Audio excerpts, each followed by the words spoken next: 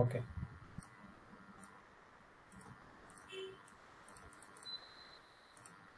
Okay.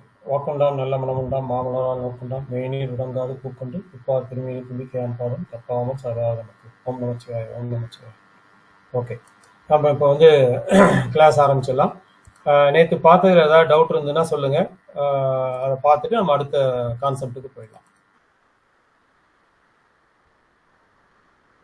Sir அந்த video எப்ப sir அனுப்புவீங்க? அனுப்பிச்சாச்சுமா, video அனுப்பிச்சாச்சுமா. Video அனுப்பிச்சிட்டு மெயில் அனுப்பிச்சிருக்கேன் எல்லாருக்கும். மெயில் அனுப்பிச்சிட்டு உங்க மெயில் ஐடி நீங்க ஓபன் பண்ணி பார்த்தீங்கன்னா வருமேம்மா.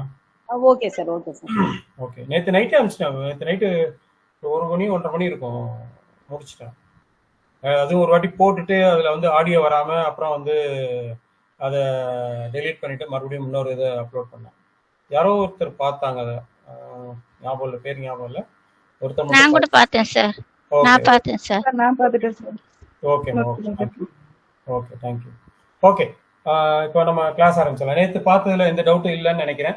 நேற்று பார்த்ததுல ஒரு 2-3 பாயிண்ட் சொல்லாமல் விட்டாச்சு, அதை கவர் பண்ணிட்டு நம்ம அடுத்ததுக்கு போகலாம். ஓகே, நேற்று பார்க்கும்போது லக்னம் வந்து 2-12 இருக்கலாம், 4-10 இருக்கலாம், 6-8 இருக்கலாம், பாதகமா இல்லாத பட்சத்தில் 3-11, 5-9 இருக்கலாம் அப்படின்ற மாதிரி நேற்று நம்ம பார்த்தோம் இல்லையா? ஓகே, இப்ப இதுல 6-8 4-10 சொல்லியிருக்கோம். 4-10 சொல்லும்போது அங்க அந்த வைநாசிக நட்சத்திரமும் வந்து உட்காரும். இப்ப ஆண் பெண்ணோட இதுல இருந்து எண்ணும்போது பாத்தீங்கன்னா 22வது நட்சத்திரமும் நமக்கு வந்து சேரும் அப்படின்னு நம்ம சொல்லியிருக்கோம். அப்படி சேரும்போது அது வந்து உதாரணத்துக்கு கண்ணின்னு எடுத்துங்களேன். 10வது பெண் வந்து கன்னி, 10வது வந்து பாத்தீங்கன்னா மிதுனம், மிதுனத்துல வந்து புனர்பூசம் இருக்கு. புனர்பூசம் வைநாசிக நட்சத்திரம் பெண்ணுக்கு.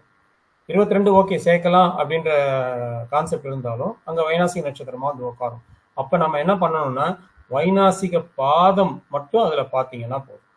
இந்த வைநாசிக பாதம் எப்படி பாக்குறதுன்றது நம்ம ஒரு லிஸ்ட் ஒண்ணு கையில வச்சிருக்கேன். அந்த லிஸ்ட் நான் அனுப்பிச்சு விடுறேன், குழுவில் அனுப்பிச்சு விடுறேன். அந்த வைநாசிக பாதத்தை பாத்துக்கிறேன். 88வது பாதம் தானே ஐயா? இல்லம்மா, 22வது நட்சத்திரம் 88வது பாதம். 22வது நட்சத்திரம் வைநாசிக நட்சத்திரம், அதுல 88வது பாதம். அதாவது இப்ப மேஷம் வைநாசிக. இப்ப மேஷம் எடுத்துக்கிட்டீங்கன்னா மேஷத்துக்கு விருச்சிகத்துல முதல் இது வந்து வைநாசிக பாதமா வரும் இல்லையா? 22வது நட்சத்திரம் வைநாசிக பாதமா அங்க வரும். அதனால அந்த இதை வந்து நம்ம வந்து அவாய்ட் பண்ணணும்னு சொல்லுவாங்க. உங்களுக்கு அதுக்கு லிஸ்டே போட்டு வச்சிருக்கேன். அந்த லிஸ்ட்டை வந்து நான் ஷேர் பண்ணிடுறேன், அதை வச்சு பார்த்துக்குங்க. அது 4-10 இருக்கும்போது இந்த ப்ராப்ளம் வரும். ஓகே, 6-8 இருக்கும்போது சேர்க்கலாமா அப்படின்றத பார்த்தோம். 6-8 இருக்கும்போது சேர்க்கலாம் அப்படின்னு சொன்னோம். ஆனா ஒரு சிலர் வந்து 6-8 வேண்டாம், இல்ல இவங்களே சொல்லுவாங்க, யாரு நம்மகிட்ட பொருத்தம் பார்க்க கொடுக்குறவங்களே வந்து சார் 6-8 சேர்க்கலாமா அப்படின்னா, ஓகே நம்ம என்ன பண்ணலாம், 6-8 இருக்கும்போது ஒண்ணு வந்து நீங்க தாராபலன் பார்த்துடலாம். இவங்களுக்கு தாராபலன் எப்படி இருக்குன்றத பார்த்துக்கலாம். நட்சத்திரம் அதுவும் ஒரு 27 அந்த தாராபலன் இருக்கு, லிஸ்ட் இருக்கு. அந்த தாராபலன் லிஸ்ட் தரேன், அதையும் பார்த்துங்க. தாராபலன் பார்க்க அப்படி இல்லைன்னா கூட அந்த பாதத்தை வச்சு அம்சத்துல 2 பேருக்கும் லக்னம் எப்படி விழுதுன்றத பார்த்துருக்கு. இப்போ அம்சத்துல வந்து இங்கே 6-8 இருந்தா கூட அம்சத்துல 5-9 இருக்கு, 3-11 இருக்கு, 4-10 இருக்கு அப்படின்னு வந்துச்சுன்னா அது நல்ல அமைப்பு தான். இப்போ உதாரணத்துக்கு நம்ம 6-8 எடுக்கும்போது பாத்தீங்கன்னா கடகம் வந்து ஆண் பெண் வந்து தனுசுன்னு எடுத்துங்களேன். தனுசுல வந்து நீங்க வந்து மூல நட்சத்திரம் எடுத்துங்க, பெண் மூல நட்சத்திரம். ஓகே, மூல நட்சத்திரம் 1ஆம் பாதம். கடகத்துல வந்து அனுஷம் கடகத்துல வந்து பூசம் 1ஆம் பாதம், பூசம் 1ஆம் பாதம் வருது 2 பேருக்கு வருது. இது அம்சத்துல எப்படி வரும் உங்களுக்கு? பூசம் 1னா அம்சத்துல வந்து சிம்மம் வரும், ஒரு சிம்மம் வரும். இன்னொன்னு என்ன சொன்னீங்க சார்? மூலம் 1. மூலம் 1னா மேஷம் வரும். மேஷம் தான் சார் வரும். மேஷம் மேஷத்துல இங்க 5-9 வருதா? ஆமா. மூலம் 2ஆ இருந்தாலும் 4-10 வருதா? ஆமா. மூலம் 3ஆ இருந்தாலும் 3-11 வருதா? ஆமா சார், ஆமா சார். மூலம் வந்து 4ஆ இருந்தாலும் 2-12 வந்துருதா? ஆமா சார். ஓகே, சோ இந்த மாதிரி அமைப்புகள் அங்க இருக்கான்றத பாத்துங்க. இருந்ததுன்னா ஓகே, நம்ம தாராளமா சேர்க்கணும். ஸோ 6-8 4-10 அப்படின்னு வரும்போது அதுக்குள்ள எக்ஸப்ஷன் நம்ம வந்து பொதுவா சேர்க்கும் போது 4-10 இருக்கும்போது வைநாசிக பாதத்தை பார்த்துருங்க. வைநாசிக பாதம் பார்த்துட்டு அந்த வைநாசிக பாதமா இருந்ததுன்னா, அதாவது 88வது பாதமா இருந்ததுன்னா சேர்க்க வேண்டாம். 88வது பாதம் சேர்க்க வேண்டாம். அப்படி இல்லைன்னா வைநாசிக பாதம் வைநாசிக நட்சத்திரமா இருந்தா கூட நம்ம சேர்த்துக்கலாம். பாதம் மட்டும் பார்த்துங்க 4-10 வரும்போது. இல்ல 6-8 வரும்போது தாராபலன் பார்த்துருங்க. அப்படி தாராபலனும் உங்களுக்கு வந்து சரியா இருக்கா இல்லையான்னு தெரியல, நம்ம பார்க்கணும் அப்படின்னா இதுல அம்சத்துல அம்சம் எப்படியும் கட்டம் கொடுக்கும்போது அம்சமும் சேர்த்து தான் கொடுக்குறாங்க. இங்க 6-8 இருக்கும்போது அங்க வந்து 5-9 இருக்கா, இல்ல 4-10 இருக்கா, இல்ல 3-11 இருக்கான்னு பாத்துட்டீங்கன்னா, அங்கேயும் 6-8 இருந்ததுன்னா, அம்சத்திலையும் அது 6-8 இருந்ததுன்னா கண்டிப்பா சேர்க்காதீங்க. அம்சத்திலையும் இவங்க 2 பேரோட லக்னங்கள் 6-8 இருந்ததுன்னா, ராசிலையும் 6-8 இருந்து தவிர்ப்பது நல்லதுதான். ஆமா தவிர்ப்பது நல்லதுன்றது இல்ல, இங்க 6-8 இருக்கும்போது தாராளமா சேர்க்கலான்றதுதான் கான்செப்டே. சிம்பிள் உதாரணம் சொல்றேன் பாருங்களேன். சிம்பிள் உதாரணம் 6-8 மறைஞ்சதுன்னா அது பிரச்சனைன்ற மாதிரி சொல்றாங்கல்ல, அதுக்காக இல்ல சிம்பிள் உதாரணம் எடுத்துங்க. காலபுருஷ தத்துவத்துப்படி 2ஆம் அதிபதி 7ஆம் அதிபதி யாரு? 2ஆம் அதிபதி வந்து அவங்க எப்படி இருக்காங்க? நல்லதா இருக்குது. சுக்கிரன் இல்ல சுக்கிரன் விட்டுருங்க. அவங்க வீடு எப்படி இருக்கு? 6-8 தானங்க.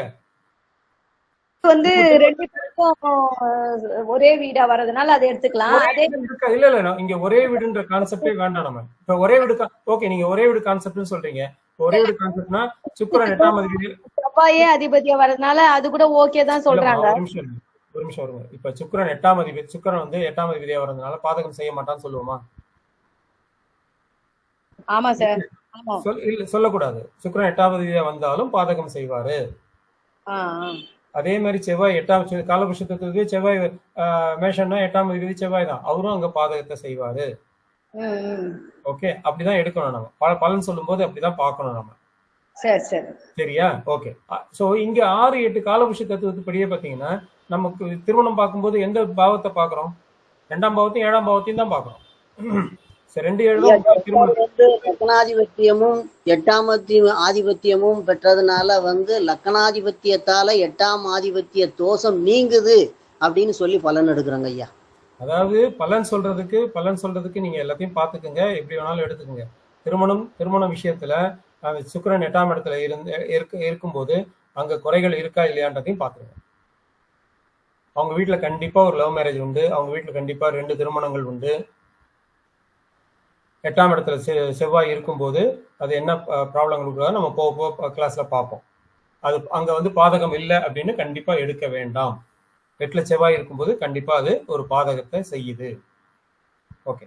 ஸோ இங்க கான்செப்ட் பிரகாரம் இங்க 6-8 இருக்கும்போது நீங்க இந்த கான்செப்டை யூஸ் பண்ணிக்கோங்க. 6-8 இருக்கும்போது கண்டிப்பா அங்க ஒரு பாதகங்கள் ஏற்படுது அப்படின்றத நம்ம எடுத்துப்போம். ஓகே. அப்படி இருக்கும்போது நம்ம அம்சத்துல பார்த்து எடுத்துக்கிறோம். இவ்வளவுதான் இன்னைக்கு இந்த 6-8 இது சொன்னது. தாராபலனை எடுத்துங்க. நம்ம இது 3ஐயும் நேற்று வந்து கவர் பண்ணிருக்கணும், விட்டு போச்சு. ஓகே. ஸோ இன்னைக்கு இதையும் பார்த்தாச்சு நம்ம. ஓகே. அடுத்து வந்து அடுத்த கான்செப்டுக்கு போயிடலாம். நம்ம இன்னைக்கு நம்ம பார்க்க போறது பாத்தீங்கன்னா, செவ்வாய் எப்படி பாதிப்படைகிறாரு அப்படின்னு பார்க்க போறோம்.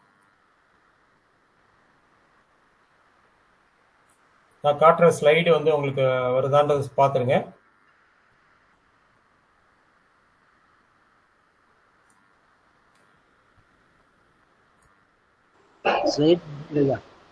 வருதுங்க சார். ஸ்லைடு வருதுங்களா? வருதுங்க சார். ஓகே.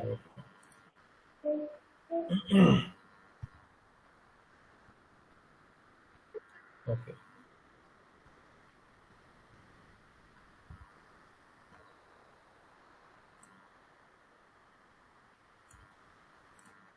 ஓகே. செவ்வாய் எப்படி நம்ம பாதிப்பை கொடுக்கிறார் அப்படின்றத நம்ம இன்னைக்கு கிளாஸ்ல பார்க்க போறோம்.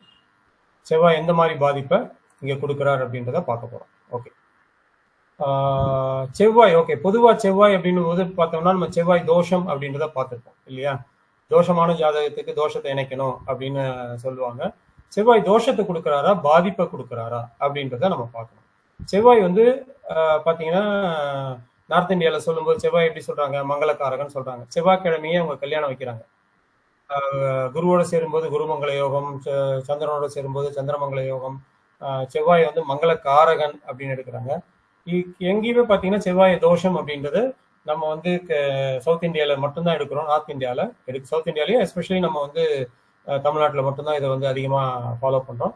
மற்றபடி பார்த்தீங்கன்னா நார்த் இந்தியாவில் இதை வந்து செவ்வாய் தோஷமாக அவங்க எடுக்கிறதுல செவ்வாய் வந்து மங்கள காரகன் எடுக்கிறாங்க. செவ்வாய்க்கிழமை அவங்க கல்யாணமும் பண்ணுறாங்க. ஸோ அதனால செவ்வாய் தோஷம் கொடுக்குறாரு அப்படின்றத நீங்கள் ஒரு சின்ன இதில் பாருங்கள். இப்போ செவ்வாய்ன்றது யாரு? செவ்வாய்ன்றது மஜ்ஜைக்கு காரணமானவர். அதாவது எலும்புக்குள்ள மஜ்ஜை, அந்த எலும்பு வந்து ஆக்டிவேட் ஆகிறதுக்குள்ள மஜ்ஜைக்கு காரணமாகும். செவ்வாய்ன்றது ரத்த ஓட்டம் காரணமாகும். இங்க செவ்வாய் வந்து பாதிப்படைஞ்சா ரத்த ஓட்டம் வந்து பாதிப்படையுமா, இல்ல தோஷம் கொடுத்தா பாதிப்படையுமா? செவ்வாய் தோஷம் அப்படின்னும் போது தோஷத்துக்கு இன்னொரு தோஷத்தை நம்ம சேர்க்கிறோம். இங்க வந்து தோஷம் அப்படின்றத எடுக்காம செவ்வாய் பாதிப்படையும் போது அந்த மஜ்ஜை அப்படின்றது பாதிப்படையுது. செவ்வாய் பாதிப்படையும் போது அந்த ரத்தம் அப்படின்றது ஒருத்தருக்கு பாதிப்படையுது. இப்ப ரத்தம் பாதிப்படைகிறதுனால, மஜ்ஜை பாதிப்படைகிறதுனால என்ன ப்ராப்ளம் வருது? சரியா உங்களால வேலை செய்ய முடியாது. சரியா எந்த வேலைகளுமே வந்து இழுத்து போட்டு, நம்ம செவ்வாய் நல்லா இருந்தாலும் இழுத்து போட்டு எல்லா வேலையும் பண்ணுவோம். இங்க அந்த இழுத்து போட்டு செய்யக்கூடிய வேலைகளை ஒருத்தரால செய்ய முடியாது. அதனால செவ்வாயை நம்ம வந்து தோஷம்னு எடுக்காம. Hello, class ஆரம்பிச்சாச்சுமா? ஜாயின் பண்ணுங்க, போடுங்க. இல்ல கேன்சல் ஆகாது, நீங்க ஜாயின் பண்ணுங்க, நான் அக்செப்ட் பண்றேன். ஓகே, செவ்வாய் தோஷம் அப்படின்னு பாக்குறத விட செவ்வாய் பாதிப்படைந்த செவ்வாய் அப்படின்னு பாக்குறது ரொம்ப ரொம்ப சிறப்பா இருக்கும் அப்படின்றதுதான் நம்ம கான்செப்ட். அந்த கான்செப்ட் வச்சுதான் நம்ம வந்து செவ்வாய் எப்படி பாதிப்படைகிறாரு அப்படின்றத பாக்குறோம். ஓகே ஓகே அடுத்து பாருங்க, செவ்வாய் எதால பாதிப்படைகிறார்? செவ்வாய் ராகுவால பாதிப்படைகிறார், செவ்வாய் கேதுவால பாதிப்படைகிறார், செவ்வாய் சூரியனால பாதிப்படைகிறார், செவ்வாய் பாவகர்த்தாரியில இருக்கும்போது பாதிப்படைகிறாரு, செவ்வாய் பாதகத்துல இருக்கும்போது பாதிப்படைகிறாரு. பாதிப்பை கொடுக்கிறாரு, இல்ல பாதிப்பை கொடுக்கிறாருன்னு எடுத்துங்க. பாதிப்படைகிறாருன்னு சொல்லலாம், இல்ல பாதிப்பை கொடுக்குறான்னு சொல்லலாம். ஸோ ராகு கேதுக்கு எங்க இருக்கும்போது பாதிப்பை கொடுக்குறாரு? ராகு கேதுக்கு 1, 4, 7, 10 செவ்வாய் இருந்தால் பாதிப்படையுது, இல்ல பாதிப்பை கொடுக்கிறார் அப்படின்னு நம்ம எடுத்துக்கலாம். ராகு கேதுக்கு 1, 4, 7, 10 செவ்வாய் இருந்தால் பாதிப்பை கொடுக்கிறார் அல்லது பாதிப்படையுது அப்படின்றத நம்ம எடுத்துக்கலாம். அடுத்து ராகு கேது, அது சூரியனோட 1, 4, 7, 10 செவ்வாய் இருக்கும்போது பாதிப்படையுது அல்லது பாதிப்பை கொடுக்கிறார் அப்படின்னு எடுத்துக்கலாம். அடுத்து செவ்வாய் தேய்பிரை சந்திரனால் பாதிப்படையுது. தேய்பிரை சந்திரனுக்கு 1, 4, 7, 10 செவ்வாய் இருக்கும்போது பாதிப்படையுது இல்ல பாதிப்பை கொடுக்கிறார் அப்படின்றத நம்ம எடுத்துக்கிறோம். இந்த கான்செப்ட் புரியுதான்னு சொல்லுங்க. இதை புரியலாம், நம்ம அடுத்து இன்னொரு வாட்டி இதை எக்ஸ்பிளைன் பண்ணிட்டு அடுத்ததுக்கு போகலாம். சிம்பிள் கான்செப்ட் தான். செவ்வாய் ராகு கேதுக்கு 1, 4, 7, 10, தேய்பிரை சந்திரனுக்கு 1, 4, 7, 10, சூரியனுக்கு 1, 4, 7, 10. ஏன் தேய்பிரை சந்திரன் எடுத்தோம் அப்படின்னு பாத்தீங்கன்னா, நார்மலா பாத்தீங்கன்னா சந்திரனுக்கு 1, 4, 7, 10 செவ்வாய் இருந்தாருன்னு, செவ்வாய் இருந்து ஆட்சி உச்சமா இருந்தாருன்னா அது யோகத்தை கொடுக்கிற ஜாதகம். இல்ல லக்னத்துக்கு 1, 4, 7, 10 செவ்வாய் இருந்தாருன்னா அது யோகத்தை கொடுக்கக்கூடிய ஜாதகம். அதனால வளர்பிறை சந்திரனுக்கு 1, 4, 7, 10 செவ்வாய் இருக்கும்போது பாதிப்பை கொடுப்பதில்லை. தேய்பிரை சந்திரனுக்கு 1, 4, 7, 10 இருக்கும்போது அது பாதிப்பை கொடுக்குது அப்படின்றத நம்ம பார்க்கலாம்.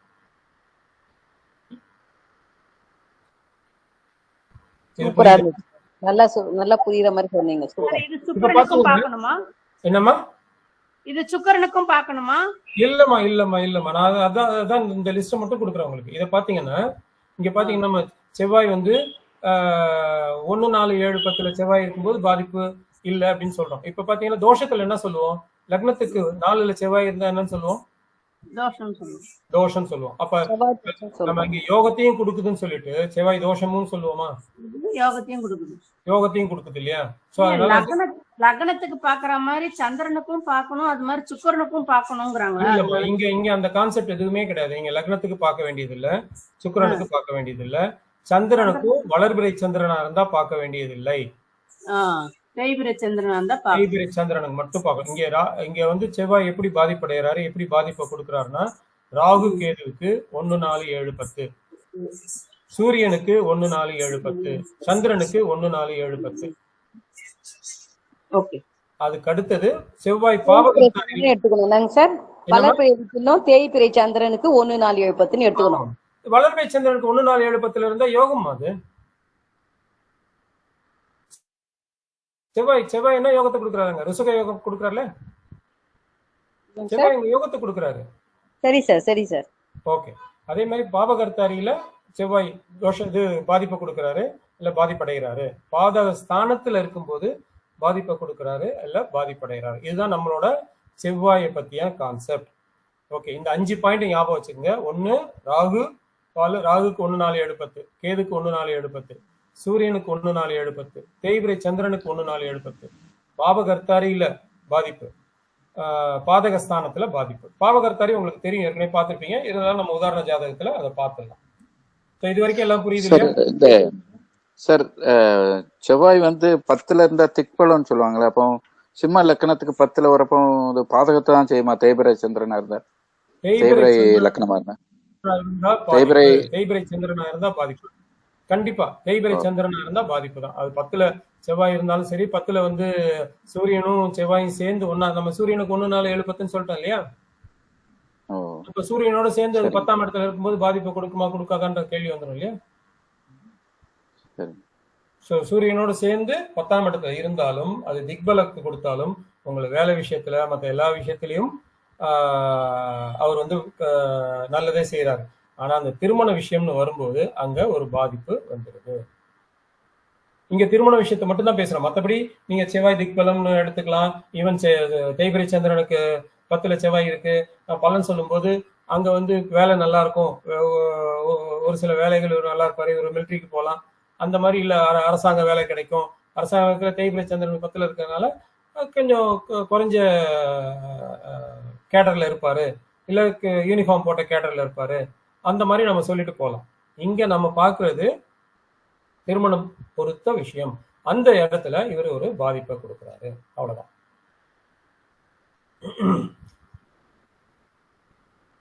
சோ இங்க பாருங்க, தேய்பிரை சந்திரனுக்கு 1 4 7 10ல செவ்வாய் இருக்கும்போது எந்த மாதிரியான பாதிப்பு வருது அப்படிங்கிறத நம்ம இங்க பாக்குறோம். இங்க பாருங்க, செவ்வாய் 2ஆம் இடத்துல இருக்கிறாரு. செவ்வாய் 2ஆம் இடத்துல இருக்கிறாரு. லக்னத்துக்கு 2ஆம் இடத்துல செவ்வாய் ராகுவோட சேர்ந்திருக்காரு.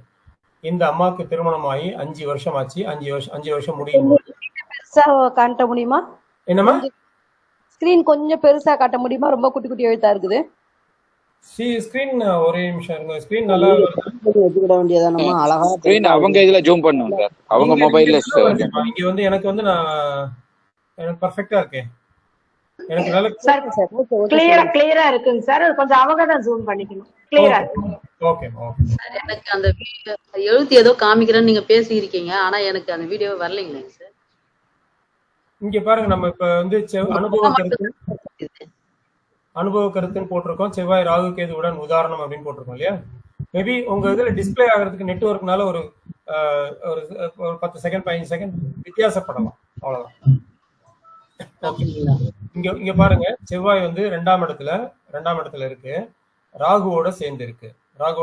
இந்த நம்ம நார்மலா என்ன சொல்லுவோம், சுக்கிரனுக்கு 2 4 7 10ல செவ்வாய் இருந்தா பாதிப்பு, அப்படி இருக்கா? இல்ல.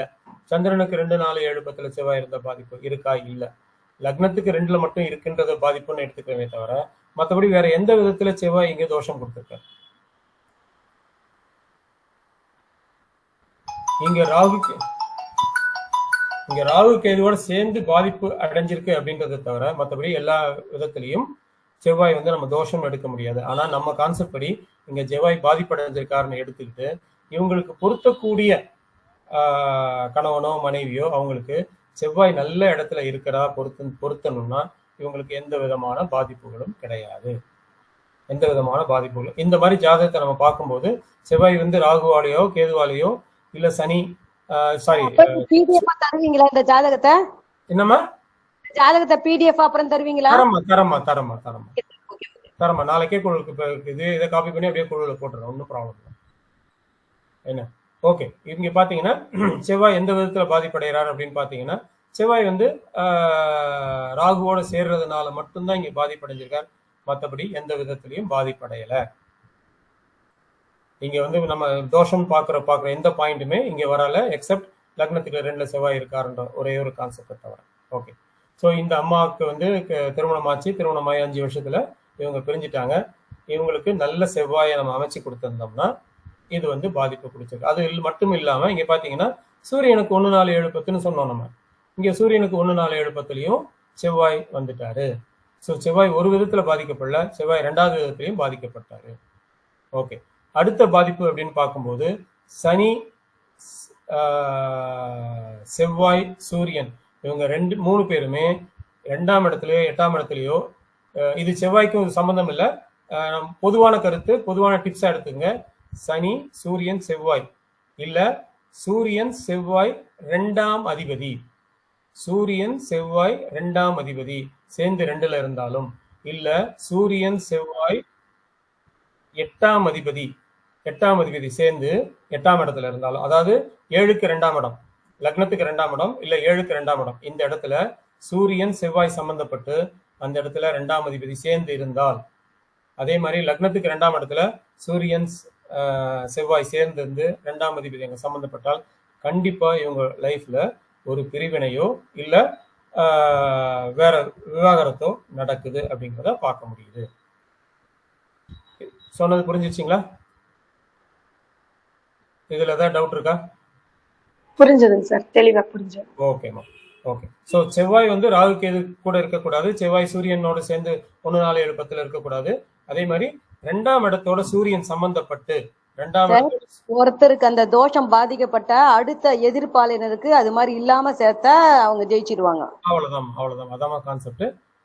அதே மாதிரி இந்த ஒரு இங்க பாத்தீங்கன்னா செவ்வாய் வந்து நம்ம ராகு கேதுவால பாதிக்கப்பட்டிருக்குன்னு சொல்லியிருக்கோம். ஸோ அடுத்த ஜாதகத்துல செவ்வாய் நல்ல செவ்வாயா இருக்கணும் ஒண்ணு. 2வது பாத்தீங்கன்னா இங்க சூரியன் வந்து 8ல இருக்காரு, அடுத்தவங்களுக்கு சூரியன் நல்ல நிலைமையில இருக்கணும். அதே மாதிரி இங்க சனி கேதுவோட சேர்ந்து பாதிப்படைஞ்சிருக்காரு. அடுத்த ஜாதகத்துல செவ்வாய், சூரியன், சனி எந்த விதத்திலையும் பாதிப்படையாம இருக்கணும். இதுதான் கான்செப்ட். இங்க வந்து குரு லக்னத்தை பாக்குறாரு, அதனால இவங்களுக்கு விவகாரத்து வராது, குரு வந்து 5ஆம் இடத்தோட சம்பந்தப்படுறாரு, இவங்களுக்கு குழந்தை உண்டு அப்படின்னு நம்ம வேற மாதிரி எடுத்துட்டு போயிட்டே இருப்போம். ஸோ அந்த மாதிரி எடுக்காம செவ்வாய் பாதிப்படைஞ்சிருக்காரா, அது பாதிப்பு வந்து சாதாரண பாதிப்பா பெரிய பாதிப்பா அப்படின்றத பாருங்க. இங்க 2 விதத்துல பாதிப்படைஞ்சிருக்காரு. செவ்வாய் வந்து ராகுவோட இருக்காரு, செவ்வாய் வந்து சூரியனுக்கு 7ல இருக்காரு. இது 2 விதத்துல பாதிப்பு, இது ஒண்ணு. அடுத்து செவ்வாய் சூரியன் 2ஆம் இடத்துல சம்பந்தப்பட்டிருக்காங்க, ஸோ இது 3வது பாதிப்பு. அடுத்து சூரியன் 8ஆம் இடத்துல, அதாவது 7க்கு 2ஆம் இடத்துல சூரியனும் செவ்வாயும் சம்பந்தப்படுறாங்க, அங்க 2ஆம் அதிபதியோட சேர்ந்து சம்பந்தப்படுறாங்க. இது ரொம்ப ரொம்ப முக்கியமான பாயிண்ட். இதை வந்து எந்த நேரத்திலையும் மறந்துடாதீங்க. சூரியன் 2ஆம் அதிபதியோட சேர்ந்து 2ஆம் இடத்துல இருந்தாலும், 2ஆம் இடத்தை பார்த்தாலும், 2ஆம் அதிபதியோட சேர்ந்து இருந்தாலும் ஒரு பாதிப்பை கொடுக்கிறார். அங்க செவ்வாயும் சனியும் சேரும் போது அது ஆடிங் ஃபியூயல் டு தி ஃபயர்னு சொல்லுவோம் இல்லையா, அந்த மாதிரி நடக்கும். அவ்வளவுதான். ஓகே, அடுத்த பாயிண்ட்டுக்கு போயிடலாம்.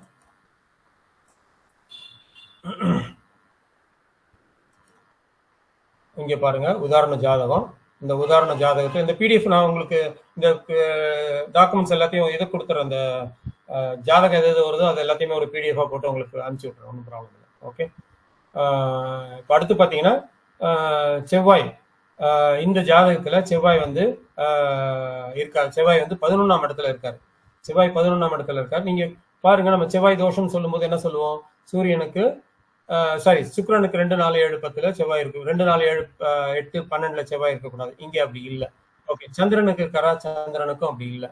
இங்க வேற எந்த இடத்துல செவ்வாய் பாதிக்கப்பட்டிருக்காரு, செவ்வாய் தோஷம் நம்ம இதை எடுக்கவே முடியாது, எந்த விதத்திலுமே எடுக்க முடியாது. ஆனா செவ்வாய் எப்படி பாதிப்படைஞ்சிருக்காரு, ராகுவால பாதிப்படைஞ்சிருக்காரு, அடுத்து சூரியனால பாதிப்படைஞ்சிருக்காரு, சூரியனுக்கு 10ல இருக்காரு. ராகு கேதுவால பாதிப்படைஞ்சிருக்காரு, சூரியனுக்கு 10ல இருக்காரு. ஸோ இங்கேயும் செவ்வாய் பாதிப்படைஞ்சிருக்கு அப்படின்றது ஒண்ணு. 2வது, நம்ம ஏற்கனவே சொன்ன மாதிரி சூரியன் அங்க 2ஆம் இடத்துல இருக்காரு, செவ்வாய் அந்த இடத்த பார்க்கிறார். ஸோ அப்படி பார்க்கும்போது பாத்தீங்கன்னா இந்த இடத்துல கண்டிப்பா ஒரு பாதிப்பு உண்டு அப்படிங்கிறத நோட் பண்ணிக்கணும். இவங்க 4 வருஷத்துல பிரிஞ்சிட்டாங்க. ஸோ இந்த விவாதத்துக்கான காரணம் என்ன அப்படின்னு பார்த்தீங்கன்னா, விவாதத்துக்கு காரணம் ராகு செவ்வாய் சேர்ந்து இருக்கிறது, சுக்கிரன் அஸ்தங்கம் அடைஞ்சிருக்கு. நம்ம நேற்று பார்த்தோம், சுக்கிரன் அஸ்தங்கம் அடையக்கூடாது அப்படின்றத பார்த்தோம். சுக்கிரன் வந்து இங்க அஸ்தங்கம் அடைஞ்சிருக்கு. சுக்கிரன் அஸ்தங்கம் அடைஞ்சதும் இதுல ஒரு காரணம். ஓகே. அடுத்த ஜாதகத்துல பாருங்க, செவ்வாய் வந்து 5ல இருக்கார். செவ்வாய் வந்து லக்னத்துக்கு 5ல இருக்கார். பட் சுக்கிரனுக்கு எந்த விதத்திலையும் பாதிப்பை தரல, லக்னத்துக்கும் பாதிப்பை தரல, சந்திரனுக்கும் தோஷத்தை தரல. ஆனா இங்க செவ்வாய் நம்ம கான்செப்ட் படி இங்க பாதிப்படைஞ்சிருக்காரு. இங்க வந்து ராகுவால பாதிப்படைஞ்சிருக்காரு. அதனால இங்க பாதிப்பு அப்படிங்கிறத நம்ம எடுத்துக்கலாம். ஓகே. ஸோ இந்த இவங்களுக்கு வந்து 2வது ஜாதகத்துல பாத்தீங்கன்னா கணவர் சந்தேகப்பட்டதுனால இவங்க பிரிஞ்சு தனியா வந்துட்டாங்க. ஸோ இவங்களுக்கு எப்படிப்பட்ட ஜாதக நம்ம அமைச்சிருக்கணும் அப்படின்னு பாத்தீங்கன்னா, இந்த முதல் ஜாதகத்தை எடுத்தீங்கன்னா செவ்வாய் பாதிப்படைஞ்சிருக்காரு கேதுவால. ஸோ அடுத்த ஜாதகத்துல செவ்வாய் எந்த விதத்திலையும் பாதிப்படையாம 1, 4, 7, 10லயோ கேந்திரத்திலேயோ திரிகோணத்திலேயோ இல்ல ஆட்சி உச்சமா இருக்கிற மாதிரி நாம பார்க்கணும். அது பாயிண்ட் நம்பர் 1. பாயிண்ட் நம்பர் 2, வேற ஏதாவது பாதிப்படைஞ்சிருக்கா இங்க பாத்தீங்கன்னா சனி வந்து 6ஆம் இடத்துல இருக்கிறார். இந்த சனி எந்த விதத்திலையும் அங்க 6ஆம் இடத்துல இல்லாத அளவுக்கு நம்ம பார்த்துக்கிறது நல்லது. ஏன்னா சனி இங்க வந்து 6ல இருக்கும்போது சனி ஒரு 6ல இருந்து 8ஆம் இடத்தை வர பாக்குறாரு. ஸோ அந்த விதத்துல ஒரு பாதிப்பை கொடுப்பாரு அப்படின்றத நம்ம எடுத்துக்கலாம். அது பாதிப்பு இல்லாத ஜாதகமா இவங்களுக்கு பார்த்தோம்னா எந்த விதத்திலையும் பிரச்சனை இல்லாம இவங்க லைஃப் நல்லபடியா போயிருக்கும். அது முதல் ஜாதகம். 2வது ஜாதகத்தை எடுக்கும்போது நம்ம 2வது ஜாதகத்துல என்னென்ன ப்ராப்ளம் இருக்கு? 2வது ஜாதகத்துல அதே செவ்வாய் வந்து ராகுவால பாதிப்படைஞ்சிருக்காரு. சனி வந்து இங்க வந்து நீசமா இருக்கிறார். ஸோ இங்க வந்து நம்ம எப்படி இவங்களுக்கு நல்ல ஜாதகமா அமைக்கணும் அப்படின்னு பாத்தீங்கன்னா, சனி எந்த விதத்திலையும் கெடாத ஜாதகமா இருக்கணும், செவ்வாய் எந்த விதத்திலையும் கெடாத ஜாதகமா இருக்கணும். அடுத்த ஜாதகம் அவ்வளவுதான், சிம்பிளான விஷயம். மற்ற எதையுமே நம்ம பார்க்க வேண்டியது இல்லை. ஸோ இது 2 ஜாதகமும் புரிஞ்சிச்சான்னு சொல்லுங்க, நம்ம அடுத்ததுக்கு போயிடலாம்.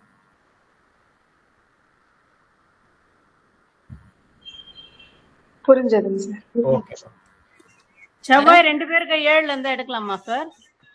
2 பேருக்கு 7ல செவ்வாய் இருக்கிறது நல்ல விஷயம் இல்ல. நல்ல விஷயம் இல்ல. 2 பேருக்கு 7ல செவ்வாய் இருக்கிறது நல்ல விஷயம் இல்லை. கண்டிப்பா அதை வந்து நம்ம வந்து இது பண்ணலாம். ஒரே நிமிஷம் சார், நான் கிளாஸ்ல இருக்கேன். Okay sir, thank you. Okay sir, இந்த உதாரண ஜாதகம் டேட் ஆஃப் பர்த் இருந்தா போடுங்க சார். போடலாம். கண்டிப்பா போடலாம். அப்படி 7ல இருந்தா எப்படி சார் எடுக்கிறது? 7ல இருந்தா 7ல இல்லாத மாதிரி அமைங்க. 7ல இல்லாத மாதிரி அமைக்கணும். 12 இருக்க மாதிரி சேர்க்கலாமா சார்? 12 கான்செப்ட் நான் அப்புறம் வரேன். 7ல நம்ம இப்ப என்ன சொல்லிருக்கோம், 7ல இல்லைன்னா செவ்வாய் வந்து 1, 4, 7 7ல இல்லாம 1, 4, 10ல இருக்கிற மாதிரி எடுத்துக்கலாம். செவ்வாய் வந்து ஆட்சி உச்சமா இருக்க மாதிரி எடுத்துக்கலாம். செவ்வாய் நல்ல செவ்வாயா இருக்கிற மாதிரி எடுத்துக்கலாம். அவ்வளவுதான். 7ல செவ்வாய் 2ல செவ்வாய் இருந்தா எடுக்கலாமா? எடுக்கலாம், தாராளமா எடுக்கலாம். சார் வணக்கம் சார். வணக்கங்க. யாரும் குறுக்க பேச வேண்டாம் சார். கடைசியா கேள்வி நேரம்ட்டு ஒரு 10 நிமிஷம் ஒதுக்கிடலாம் sir. Okay sir, okay. Class sir வாட்டுக்கு போட்டோம், திசை மாறிடும். Okay sir, okay. நல்ல விஷயம். நன்றி சார். ஓகே. இங்க பாருங்க, அடுத்து இங்க உதாரண ஜாதகத்துல இது ஸ்ரீதேவி ஜாதகம். இது இந்த இடத்துலயும் பாத்தீங்கன்னா செவ்வாய் வந்து எந்த விதத்திலையும் நம்ம தோஷம் அப்படின்றத இங்க சொல்ல முடியாது. ஏன்னா சுக்கிரனுக்கு 3ஆம் இடத்துல தான் செவ்வாய் இருக்கு, லக்னத்துக்கு 3ஆம் இடத்துல செவ்வாய் இருக்கு, சந்திரனுக்கு 5ஆம் இடத்துல செவ்வாய் இருக்கு. ஸோ எந்த விதத்திலையும் இங்க தோஷம் இல்லை. ஆனா இவங்க லைஃப் எப்படி இருந்தது நமக்கு நம்ம பார்த்துருக்கோம். இவங்க செவ்வாய் பாதிப்படைஞ்சதுனால இவங்களுக்கு எல்லா விதத்திலையும் பாதிப்புகள் இருந்தது. அதனால அதுவும் ஒரு காரணம். அதுவும் இல்லாம இங்க சுக்கிரன் வந்து இவங்களுக்கு அஸ்தங்கம் அடைஞ்சிருக்கு. இங்க குரு பாக்குறாரு, லக்னத்தை குரு பாக்குறாரு. மத்த விதத்துல பாத்தீங்கன்னா லக்னாதிபதி 11க்கு போயிட்டாரு. இவங்க லைஃப் வந்து ஒரு நடிகையா நல்லா இவங்களால ஷைன் பண்ண முடிஞ்சது, பரிவர்த்தனை இருக்கு, அதெல்லாம் வேற கான்செப்ட். இங்க வாழ்க்கை எப்படி இருக்கும், திருமண வாழ்க்கை இவங்களுக்கு எப்படி இருக்கும் அப்படின்னு சொல்லும்போது அந்த இடத்துல ஒரு பிரச்சனை இருக்கு அப்படின்றத இண்டிகேட் பண்றதுக்கு இந்த செவ்வாய் பாதிப்படைஞ்ச செவ்வாய்ன்றது ஒரு நல்ல விதமா உங்களுக்கு இருக்கும். இங்கேயும் பாத்தீங்கன்னா செவ்வாய் வந்து குரு பாக்குறாரு. குரு பார்க்கும்போது ஓகே, தோஷங்கள் எதுவும் இல்லை அப்படின்றத நம்ம எடுப்போம். குரு பார்த்தாலும் சரி, குரு பார்க்கலனாலும் சரி, செவ்வாய் உச்சமா இருக்காரும் சரி, செவ்வாய் வந்து நீசமா இருந்தாலும் சரி, எப்படி இருந்தாலும் செவ்வாய் நம்ம சொன்ன இந்த 5, 6 விதங்கள்ல எப்படி பாதிப்படைஞ்சாலும் அது பாதிப்புனே எடுத்துக்கணும். ஓகே, அடுத்த உதாரணத்துக்கு போயிடலாம். இங்க பாருங்க, லதா மங்கேஷ்கர் ஜாதகம். இந்த அம்மாவுக்கு திருமணமே ஆகலை. இவங்களுக்கு திருமணமே ஆகலை. திருமணம் ஆகாததுக்கு காரணம் பார்த்தீங்கன்னா செவ்வாய் பாதிப்படைஞ்சிருக்காரு அப்படின்றத எடுத்துக்கிறோம். அதே மாதிரி தேய்பிறை சந்திரனுக்கு 10ல செவ்வாய் இருக்காரு. செவ்வாய் ஒரு விதத்துல பாதிப்படைய, செவ்வாய் 2, 3 விதத்துல பாதிப்படைஞ்சிருக்காரு. தேய்பிறை சந்திரனுக்கு 10ல செவ்வாய் இருக்காரு. தேய்பிறை சந்திரனுக்கு 4ல, சாரி 10ல இல்ல, 4ல இருக்காரு.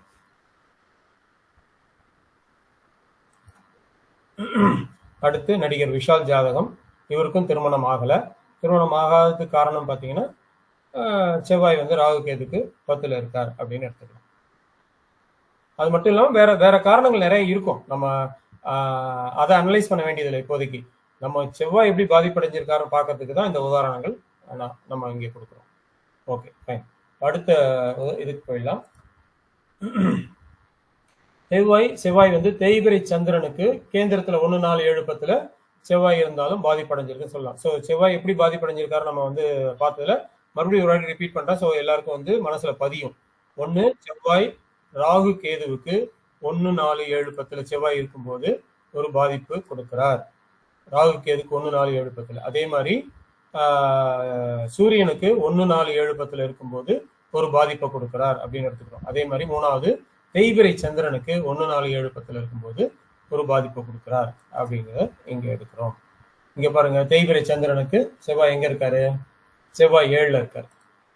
செவ்வாய் 7ல் இருக்காரு. ஸோ இந்த இவங்களுக்கும் திருமணமாகி பிரிவினைகள் ஏற்பட்டுச்சு. இவங்க காதல் திருமணம் தான், நல்லபடியா காதல் வச்சு ஒத்துமையா இருக்கிறோம் சொல்லி தான் கல்யாணம் பண்ணாங்க. கடைசியில அது பிரிவினையில போய் முடிஞ்சிருச்சு. தேய்பிரை சந்திரனுக்கு 7ல் செவ்வாய். நம்ம ஜெயலலிதா ஜாதகத்திலையும் பார்த்துருப்பீங்க, சந்திரனோட சேர்ந்து செவ்வாய் இருக்கும். அது வளர்பிறை முடியுது. அதாவது பௌர்ணமி சந்திரன் நம்ம அங்க எடுக்கலாம். பௌர்ணமி அப்படின்னும் போது பாத்தீங்கன்னா அங்க தேய்பிரைன்றது ஆரம்பிக்கிற நாள். அதனால அங்க சந்திரனோட சேர்ந்து செவ்வாய் இருந்தது அவங்களுக்கு ஒரு பாதிப்பை கொடுத்திருக்கு. அடுத்த ஜாதகத்திலையும் செவ்வாய் வந்து தேய்பிரை சந்திரனுக்கு 10ல் செவ்வாய் இருக்காரு. இங்க வந்து நம்ம சொல்லலாம் செவ்வாய் உச்சம் தானே சார், செவ்வாய் உச்சம்னும் போது அவர் வந்து நல்ல நிலைமையில தான் இருக்கணும் அப்படின்றத நம்ம எடுத்துக்கலாம். அப்படி இல்லை. இங்க செவ்வாய் 8ஆம் இடத்தோட சம்மந்தப்பட்டிருக்கார். செவ்வாய் 8ஆம் இடத்தோட சம்பந்தப்பட்டாலே நம்ம யாரோ கேட்டீங்க, செவ்வாய் 8ஆம், அதாவது ராகுக்கு இதுவா இருந்தாலும், செவ்வாய் மேஷ லக்னமா இருந்தாலும் 8ஆம் இடத்துல சம்மந்தப்படும் போது கண்டிப்பா ஒரு பாதிப்பை கொடுக்குறார். அதே மாதிரி செவ்வாய் இங்க உச்சமா இருந்தாலும் ஒரு பாதிப்பை கொடுக்குறார் அப்படின்னு எடுத்துக்கலாம்.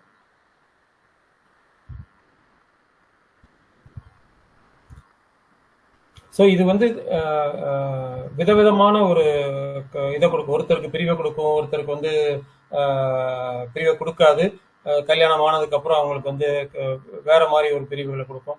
ஸோ அந்த ஜாதகத்தை நம்ம ஆய்வு பண்ணி தெரிஞ்சுக்கணுமே தவிர செவ்வாய் பாதிப்படைஞ்சிருக்காரு அதனால பாதிப்புகள் உண்டு அப்படிங்கிறத சொல்றதுக்கு இது ஒரு நமக்கு நல்ல விஷயம். அது பாதிப்படையாத ஒரு ஜாதகத்தை எடுக்கிறதுக்கு நமக்கு இது ஹெல்ப் பண்ணும். செவ்வாய் பாதகஸ்தானத்தில் இருந்தாலும் தோஷம் தருகிறார் அப்படின்றது அடுத்த கான்செப்ட். செவ்வாய் பாதகஸ்தானம் இங்க பாருங்க, லக்னம் வந்து விருச்சிக லக்னம். விருச்சிக லக்னத்துல லக்னாதிபதி போய் பாதகஸ்தானத்துல உட்காந்துட்டார். பாதகஸ்தானத்துல உட்கார்ந்தது மட்டும் இல்ல, இவர் வந்து உங்களுக்கு ராகுவோட சேர்ந்திருக்கார். ராகுவோட சேர்ந்தது மட்டும் இல்ல, சூரியனுக்கு 4ல் இருக்கார். ஸோ இது எல்லா விதத்திலையும் பாதிப்படைஞ்சிருக்கு. அதாவது ராகுக்கு இதோட சேர்ந்து செவ்வாய் இருக்கு. அடுத்தது செவ்வாய் வந்து பாதகத்துல இருக்கு. 3வது சூரியனுக்கு 4ஆம் இடத்துல செவ்வாய்.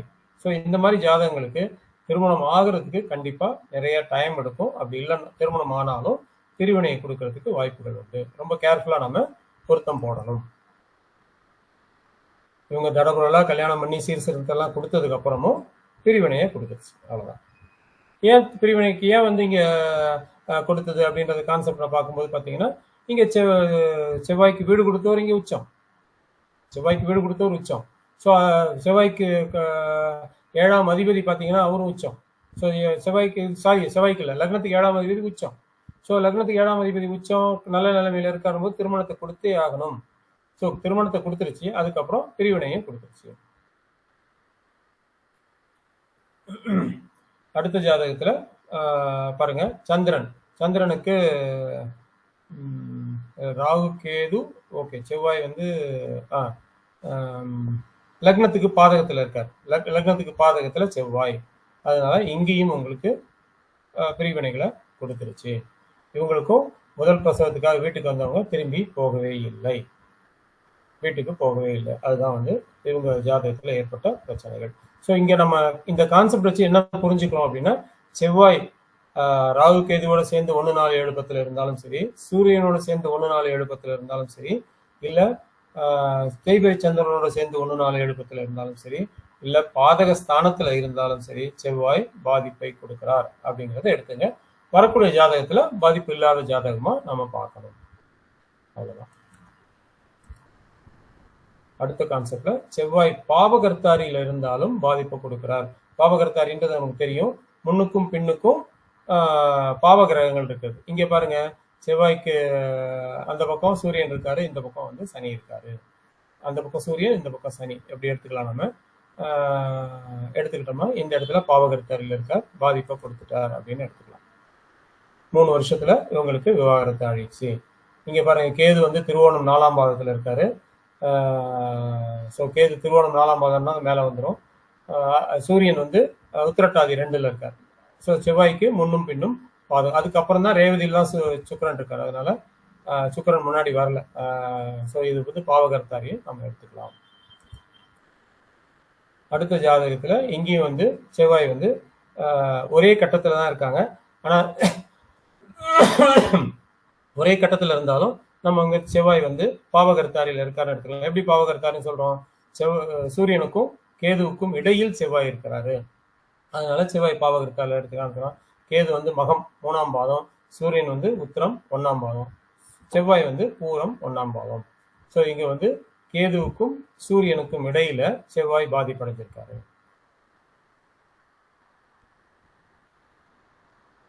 ஓகே,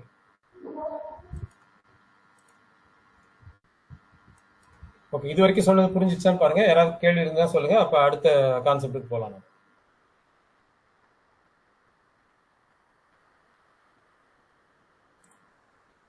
இது வரைக்கும் சொன்னதுல ஏதாவது கேள்விகள் இருந்ததுன்னா கேளுங்க.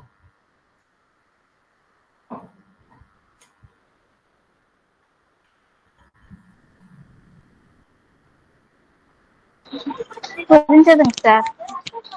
என்னமா? புரிஞ்சது சார், நல்லா புரியுதுங்க சார். நல்லா புரியுதா? Okay okay okay. அப்ப நம்ம அடுத்த கான்செப்ட் போயிடலாம். ஓகே, செவ்வாய் பாதிப்பால எப்படி விளைவுகள் ஏற்படுது அப்படின்னு நான் ஏற்கனவே சொன்ன, ஒரே பாதிப்பை கொடுக்கறதுல டிஃப்ரெண்ட் டைப்ஸ் ஆஃப்னா பாதிப்புகளை கொடுக்குறாரு. ஸோ இந்த ஜாதகத்துல பாத்தீங்கன்னா இவங்க திருமணமா, இவங்க வந்து ஒரு வேலையாளா போய் அந்த வீட்டுல சேர்ந்தாங்க. அந்த வீட்டு முதலாளியம்மா இறந்துட்டாங்க. இறந்ததுக்கு அப்புறம் இவங்க 2ஆம் தாரமா அந்த வீட்டு ஓனருக்கு பார்க்கப்பட்டுட்டாங்க. அதுக்கு உள்ள அமைப்பு என்ன அப்படின்னு பாத்தீங்கன்னா, செவ்வாய் பாதிப்படைஞ்சாலும் பரவாயில்ல, இங்க வந்து சூரியனுக்கு இல்ல சந்திரனுக்கு 2-12 கிரகம் இருந்ததுன்னா அது ஒரு யோகத்தை கொடுக்கு. நம்ம பார்த்திருப்போம், அம்ச யோகம் இல்ல, அனபா சுனபா யோகம், வாசி யோகம், வேசி யோகம்னு பார்த்திருப்போம். இந்த யோகங்கள் ஒரு ஜாதகத்துல இருக்கும்போது அது ஏதோ ஒரு விதத்துல நன்மைகளை பண்ணுது. ஓகே, திருமண விஷயங்கள ஒரு பாதிப்பை கொடுத்துருக்கு, சூரியனோட சேர்ந்து இங்க இருக்குன்னும் போது ஒரு பாதிப்பை கொடுக்குதுன்றதை நம்ம எடுத்துக்கிறோம். 2ஆம் இடத்துல செவ்வாய் சூரியனும் சம்பந்தப்பட்டிருக்காரு, திருமண வாழ்க்கை உங்களுக்கு ஒரு மாதிரி பிரச்சனைகள் இருக்கு. ஆனா லைஃப் பாத்தீங்கன்னா நல்ல லைஃபை கொடுத்துட்டாரு. அதுக்கு காரணம் வந்து சந்திரனுக்கு 2ல புதனு, சூரியனுக்கு 2-12 கிரகம் இருக்கு. அது வந்து வாசி யோகம், வேசி யோகம்ன்றத கொடுக்குது. அதனால இவங்க 2ஆம் தரமா வாழ்க்கப்பட்டாலும் நல்ல இடத்துல சுகமா வாழ்க்கை அமைஞ்சது அப்படின்றத சொல்றோம். செவ்வாய் பாதிப்பை எப்படி கொடுக்குறாரு அப்படின்றத பாக்குறதுக்கு இது ஒரு உதாரண ஜாதகம். அடுத்த ஜாதகத்துல பாருங்க, இந்த அம்மா வந்து கணவர் வெளிநாட்டுல வேலை பார்க்குறாரு, ஜாதகி வந்து ஒரு அரசு பணியில இருக்காங்க.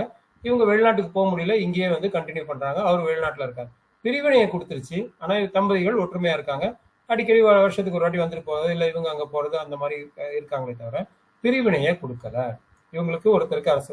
ஸோ செவ்வாய் பாதிப்படைஞ்சாலும், செவ்வாய் சூரியனோட சேர்ந்து இருந்தாலும், சூரியனுக்கு 1-4-10 இருந்தாலும் செவ்வாய் எந்த மாதிரி பாதிப்பை கொடுக்குறாரு அப்படின்னு பாத்தீங்கன்னா, ஒண்ணு இவங்க பிரிஞ்சு போயிடுறாங்க, இல்ல 2ஆம் திருமணம் நடக்குது. இது ஒரு விஷயம். 2வது விஷயம், இவங்க கணவர் வந்து வெளிநாட்டிலையும், இல்ல கணவர் உள்நாட்டிலையும், ஜாதகி வெளிநாட்டிலையும், இல்ல ஜாதகி உள்நாட்டிலையும் கணவர் வெளிநாட்டிலையும் இருக்கிறதுக்கு வாய்ப்புகள் இருக்கு.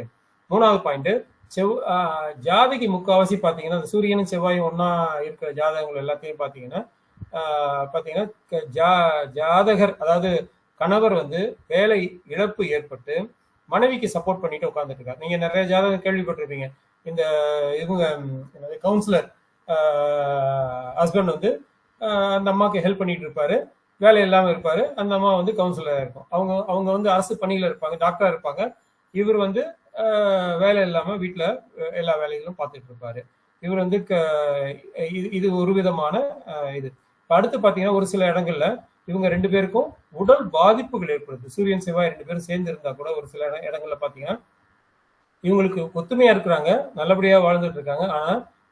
ஆனா காலத்துக்கு மருந்து சாப்பிட்டுட்டு இருக்காங்க. முட்டு வலியோ இல்ல வந்து எலும்பு பாதிப்போ இல்ல ஏதோ கர்ப்பப்பை பாதிப்பு, ஏதோ ஒரு பாதிப்புல ஆரம்ப காலத்துல இருந்து பாத்தீங்கன்னா கடைசி வரைக்கும் மருந்து மாத்திரை டப்பாவோட தான் அலைஞ்சிக்கிட்டு இருக்காங்க. ஸோ இந்த மாதிரி பாதிப்புகளை செவ்வாயும் சூரியனும் சேர்ந்து இருக்கும்போதும் தனித்தனியா இருக்கும்போதும் கொடுக்குது. அதனால செவ்வாய் பாதிப்பு அப்படின்னோட எடுத்தோன்னே நம்ம வந்து இவங்க பிரிஞ்சிருவாங்கன்றதை எடுக்காதீங்க. மற்ற ஆஸ்பெக்டையும் நீங்க பார்க்கணும்.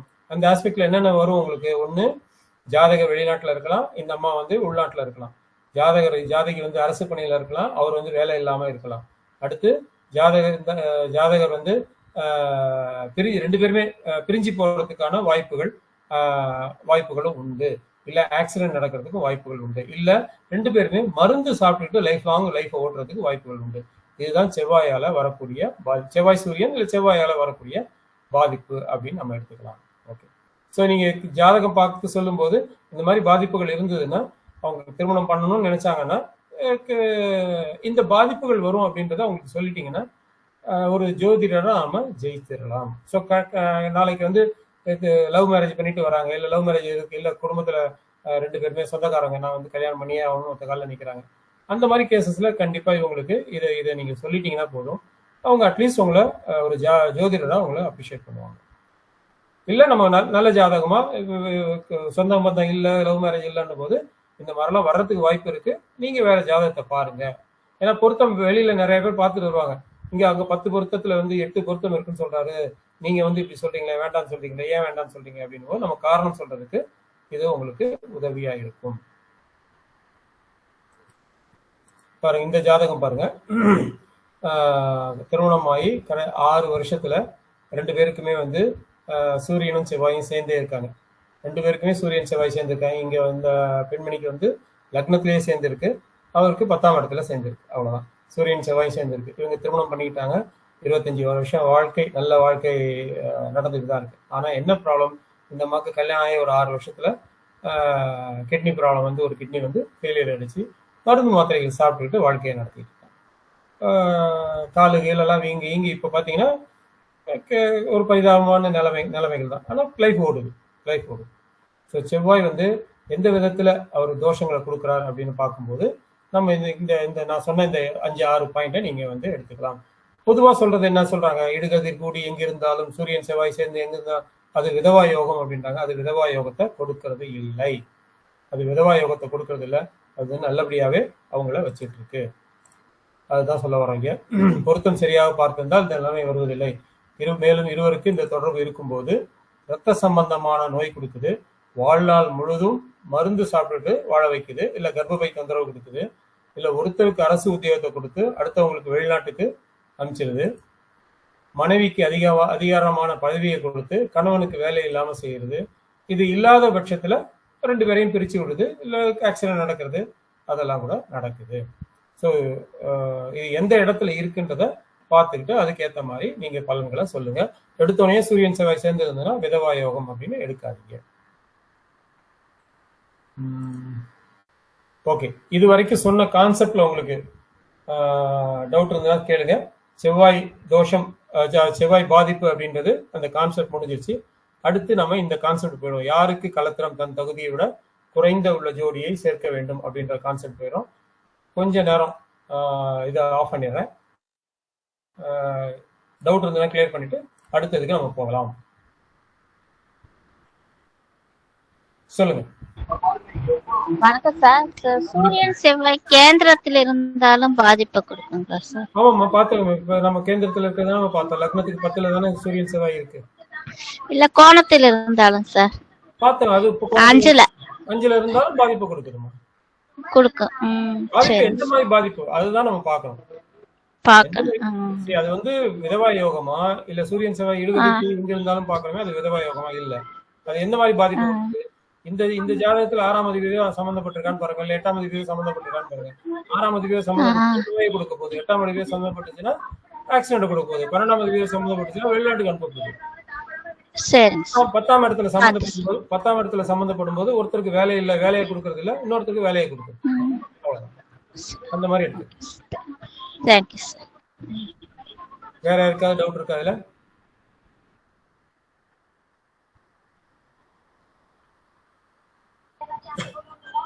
அது பரிகாரம் ஏதாச்சும் நம்ம சொல்லலாமா சார்? பரிகாரங்கள் ஓகே, பரிகாரங்கள் நம்ம வந்து மனசுக்கு ஏற்ற பரிகாரங்கள் சொல்லலாம். ஒரு சிலருக்கு பரிகாரங்கள் சொல்லும்போது அவங்களுக்கு 5ஆம் இடம் நல்லா இருக்கணும், 9ஆம் இடம் நல்லா இருக்கணும், இது இருந்தாதான் பரிகாரம் பலிக்கும் அப்படின்றதெல்லாம் இருக்கு. அதுக்கேற்ற மாதிரி நம்ம பரிகாரங்கள் எடுத்துக்கலாம். பொதுவா செவ்வாய் சூரியன் இல்ல சனியோட சேர்ந்து இருக்கும்போது நம்ம என்ன சொல்றோம்னா, கொஞ்சம் மியூட் போட்டுக்கோமா. என்ன சொல்றோம்னா, பரிகாரம்னும் போது ரத்த தானம் கொடுத்துருங்க. அது வந்து ரத்த தானம் கொடுக்கறது ஒரு பரிகாரமா பொதுவா சொல்லப்படுது. அது சக்சஸாவும் இருக்கு. அதை நம்ம எடுத்துக்கலாம். வேற யாருக்காவது டவுட் இருக்குங்களா?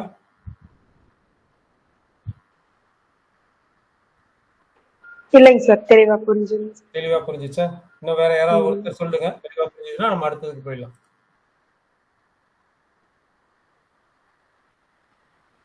புரியுதுங்க சார்.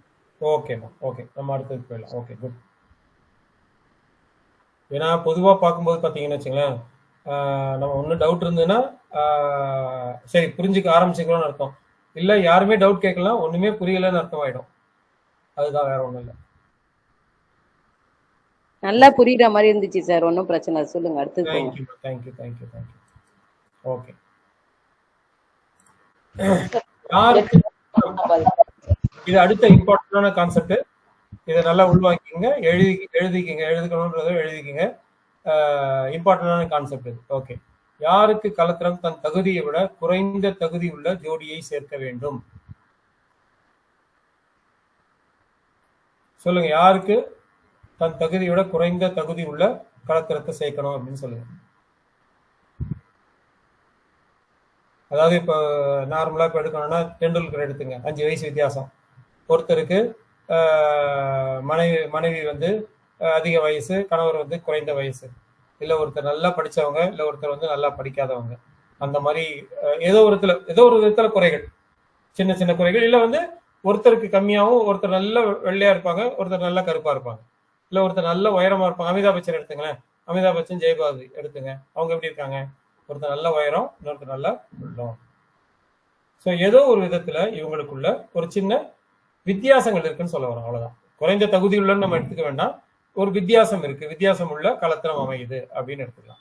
இது யாருக்கு அமையுது அப்படின்னு பாத்தீங்கன்னா, சனி 8ஆம் இடத்தோட சம்பந்தப்பட்ட எல்லாருக்கும் இது அமையுது. இல்ல சனி 8ஆம் அதிபதியா வர்ற எல்லாருக்கும் இது அமையுது. யாராருக்கு? மிதுன லக்னம். சனி 8ஆம் அதிபதி. ஸோ கண்டிப்பா மிதுன லக்னக்காரர்களுக்கு ஏதோ ஒரு விதத்துல வித்தியாசமான, அதாவது எந்த மாதிரி வித்தியாசம் இருக்கலாம்? ஜாதி வித்தியாசம் இருக்கலாம், இல்ல அந்தஸ்துல வித்தியாசம் இருக்கலாம், இல்ல படிப்புல வித்தியாசமா இருக்கலாம். ஏதோ ஒரு வித்தியாசம், இல்ல உயரம், கருப்பு, சிகப்பு, நீங்க எப்படி வேணாலும் அந்த வித்தியாசத்தை போட்டுங்க. ஆனா அந்த வித்தியாசம் நோட்டபிளா தெரியணும், அடுத்தவங்களுக்கு தெரியணும். இப்போ ஒரு சில வித்தியாசங்கள் பாத்தீங்கன்னா, படிப்பு வந்து ஒருத்தர் MBA படிச்சிருப்பார், இன்னொருத்தர் வந்து BSc தான் படிச்சிருப்பார், இல்ல +2 தான் படிச்சிருப்பார். இந்த வித்தியாசங்கள் நீங்க எடுத்து பத்திரிகையில போட்டு அச்சடிச்சு கொடுத்துட்டீங்கன்னா, இந்த வித்தியாசங்களை அவங்க கல்யாணத்து அன்னைக்கு பேசும்போதோ, இல்ல கல்யாணத்துக்கு முன்னாடியோ பின்னாடியோ பேசும்போதோ அவங்களுக்கு சம்பந்தமான தோஷங்கள் குறைஞ்சி போயிடுது. இந்த வித்தியாசங்கள் வெளியில தெரிஞ்சதுன்னா இந்த தோஷங்கள் பெரிய பிரச்சனைகளை கொடுக்கறது இல்லை. டெண்டுல்கர் எடுத்துங்க, டெண்டுல்கர் 5 வயசு வித்தியாசம். ஸோ அவரோட லக்னமும் பார்க்கலாம் நம்ம. ஓகே, அந்த மாதிரி வித்தியாசம் உள்ள கலத்திரம் எதை எடுத்தாலும் இவங்களுக்கு 8ஆம் அதிபதியா சனி வந்திருப்பாரு, இல்ல 8ஆம் இடத்தோட சனி சம்பந்தப்பட்டிருப்பார். அந்த இடத்துல மிதுன லக்னம், கடக லக்னம், இது ரெண்டுக்குமே பை டிஃபால்ட் 8ஆம் அதிபதியா சனி வந்துடுறாரு. அதனால இவங்க 2 பேருக்குமே, கடக லக்னம் மிதுன லக்னமுக்கு 2 பேருக்குமே ஏதோ ஒரு வித்தியாசமான கலத்திரம் நாம பொருத்த பார்க்கும்போது பண்ணி வைக்கிறது நல்லது. பிரிவினைகள் அங்க வர்றதில்லை. இது ஒண்ணு, ஃபர்ஸ்ட் பாயிண்ட். அடுத்து வந்து சிம்மத்துக்கும் இதை எடுத்துக்கலாம். சிம்மத்துக்கும் சனி வந்து எதிரியா இருக்கிறதுனால நம்ம வந்து சிம்மத்துக்கும் இந்த பாயிண்டை எடுத்துக்கலாம். ஸோ மிதுனம், கடகம், சிம்மம், இந்த 3க்குமே வித்தியாசமான கலத்திரத்தை சேர்த்து வைக்கும்போது வந்து எந்த விதத்திலையும் பாதிப்பு கொடுக்காம ஒரே கலத்திரத்தோட இவங்க வாழ்க்கையை நடத்துறாங்க. அப்படி சேர்க்காத பட்சத்துல இவங்களுக்குள்ள பிரிவினையை வந்து இவங்க வேற இன்னொரு 2வது மேரேஜ் நடக்கிறதுக்கு வாய்ப்புகள் ஏற்படுது.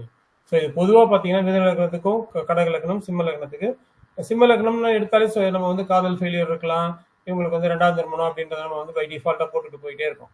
ஆனால் இது சிம்ம லக்னத்துக்கு மட்டும் எடுக்க இல்லை, மிதுனத்துக்கும் அப்படிதான் வருது, கடகத்துக்கும் அப்படிதான் வருது, சிம்மத்துக்கும் அப்படிதான் வருது. இது லக்னமா இருந்தாலும் சரி, ராசியா இருந்தாலும் ஒரு சில நேரங்கள்ல இது ஒர்க் அவுட் ஆகுது. பட் ராசிக்கு நம்ம அதிக முக்கியத்துவம் கொடுக்கல, லக்னத்துக்கு மட்டும்தான் முக்கியத்துவம் கொடுக்கிறோம். சொல்லுங்க, இந்த கான்செப்ட் புரிஞ்சிருக்கான்னு சொல்லுங்க. அதாவது சனி 8ஆம் அதிபதியா வந்தாலும் சரி, இல்ல 8ஆம் இடத்துல இருந்தாலும் சரி, அதாவது எந்த லக்னமா வேணாலும் இருக்கலாம், சனி 8ல இருக்காரு, அவங்களுக்கு ஒரு வித்தியாசமான கலத்திரத்தை அமைச்சு கொடுத்துருங்க. ஒருத்தர் வந்து இல்ல லவ் மேரேஜா இருந்தா கூட அங்க வந்து மதம் மாறி இருக்கணும், இல்ல வந்து வேற ஜாதியா இருக்கலாம், குலம் கோத்திரம் வேற இருக்கலாம், இல்ல இந்த ஜாதியிலேயே ஒருத்தர் வந்து உயர்ந்த இடத்துலயும் இன்னொருத்தர் வந்து தாழ்ந்த இடத்துலயும் இருக்கலாம். ஸோ அந்த மாதிரி உள்ள இதுவா பார்க்கறது நல்லது. சனி 8ஆம் அதிபதியா வந்தாலும் சரி, 8ஆம் இடத்துல இருந்தாலும் சரி, பொதுவா மிதுன லக்னம், கடக லக்னம், சிம்ம லக்னம், இது 3க்குமே இது பொருந்தும். இது இல்லாம எந்த லக்னமா இருந்தாலும் அந்த இடத்துல 8ஆம் இடத்துல சனி இருந்தாலும் இந்த கான்செப்டை நீங்க யூஸ் பண்ணிக்கலாம். இது புரியுதான்னு பாருங்க. புரியுது சார். எனக்கு மிதுன லக்னம் தான் சார், 8ல சனி ஆச்சு. சரி, என் கணவர் நல்லா தான் இருக்கார் சார். ஏதோ என்ன வித்தியாசம் இருக்கு உங்களுக்குள்ள? வேற ஏதாவது வித்தியாசம்? படிப்பு கம்மி தான் சார், 2 பேருமே கம்மி தான் படிப்பு. என்ன படிச்சிருக்கீங்க? நீங்க என்ன படிச்சிருக்கீங்க, அவர் என்ன படிச்சிருக்காரு? நான் 9th சார், அவர் SLC படிச்சிருக்கார் சார். சரி, அந்தஸ்துல அவர் கொஞ்சம் நல்லா தான் இருந்தார் சார், நாங்க கொஞ்சம் கம்மியா இருந்தோம். அவ்வளவுதான்மா. நான் அதுதான் முதலே சொன்னேன், ஒண்ணு அந்தஸ்துல அதிகமா இருக்கணும். அந்த அந்தஸ்துல இங்க அவர் அதிகமாகவும் நீங்க கம்மியா இருந்ததுனால உங்க லைஃப் நல்லபடியா ஓடிட்டு இருக்கு. ஏதோ ஒரு வித்தியாசம் இருக்கணும். என்னென்ன வித்தியாசம்? ஒண்ணு வந்து கலர், கருப்பு வெள்ளை. அடுத்து வந்து ஜாதி மாதிரி கல்யாணம் பண்ணலாம், அடுத்து வந்து மதம் மாதிரி கல்யாணம் பண்ணலாம், இல்ல படிப்பு பெரிய படிப்பு, ஒருத்தர் வந்து பெரிய படிப்பு, ஒருத்தர் குறைஞ்ச படிப்பு, இல்ல அந்தஸ்துல ஒருத்தர் வந்து நல்ல அந்தஸ்து உள்ளவங்க, இன்னொருத்தர் வந்து அந்தஸ்தே இல்லாதவங்க, இல்ல ரொம்ப ரொம்ப குறைஞ்சவங்க, இல்ல ஒருத்தர் ரொம்ப நெட்டையா, இல்ல ஒருத்தர் கொட்டையா, இல்ல வயது வித்தியாசம். 2 பேருக்குமே வயது வித்தியாசம் பாத்தீங்கன்னா சார் 7ல சனி சார், கன்னி லக்னத்து 7ல சனி, நிறைய டிஃபரெண்ட் இருக்குதுதான் சார். ஹைட்ல நிறம், மாநிறம், கொஞ்சம் சகப்பு, அது மாதிரிலாம் இருக்குதுதான். Okay okay okay. ஸோ இந்த வித்தியாசங்களை நீங்க வந்து வரக்கூடிய ஜாதகம் இப்ப இல்லைன்னா கூட வரக்கூடிய ஜாதகங்களை பார்க்க ஆரம்பிங்க. கண்டிப்பா இது இருக்கு, இந்த வித்தியாசங்கள் இருக்குன்றதை நீங்க வந்து 7ல சனி இருந்ததுன்னா ஓகே, நம்ம 7ல சனி இருந்ததுன்னா வயது வித்தியாசமான கலத்திரம் அப்படின்றத எடுத்துக்கிறோம். நான் இப்ப சொல்றது வந்து 8ல சனி சம்பந்தப்படும் போது, 8ஆம் இடத்தோட சனி சம்பந்தப்படும் போது கண்டிப்பா நான் நம்ம பார்த்த இந்த வித்தியாசங்கள் எல்லாமே வந்துடும். நீங்க சொன்ன மாதிரி இந்த மிதுன லக்னம், உங்க ஹஸ்பண்ட் நல்லா வசதியா இருந்தாரு, நீங்க வசதி கம்மி, இந்த வித்தியாசங்கள் உங்க கல்யாணம் ஆகும்போது இந்த வித்தியாசம் வெளியிலையும் தெரியும். ஆனா இந்த படிப்புன்னு வரும்போது படிப்புல வந்து வித்தியாசங்கள் வெளியில தெரியாது. அதனாலதான் நான் சொல்றேன், படிப்புன்னு வரும்போது அந்த வித்தியாசத்தை பத்திரிகையில எழுதிருங்க, இவங்க வாழ்க்கை நல்லா இருக்கும். ஏன்னா மற்றவங்க வந்து அதை ஒரு குறையா எடுத்து பேசும்போது அந்த தோஷங்கள் நிவர்த்தி ஆயிடுது, இவங்களுக்குள்ள வேற எந்த பிரச்சனைகளும் வர்றதில்லை. அவ்வளவுதான் கான்செப்ட். ஸோ இது வரைக்கும் நம்ம பார்த்தது வந்து செவ்வாய் எப்படி பாதிப்படைகிறாருன்றதை பார்த்தோம்.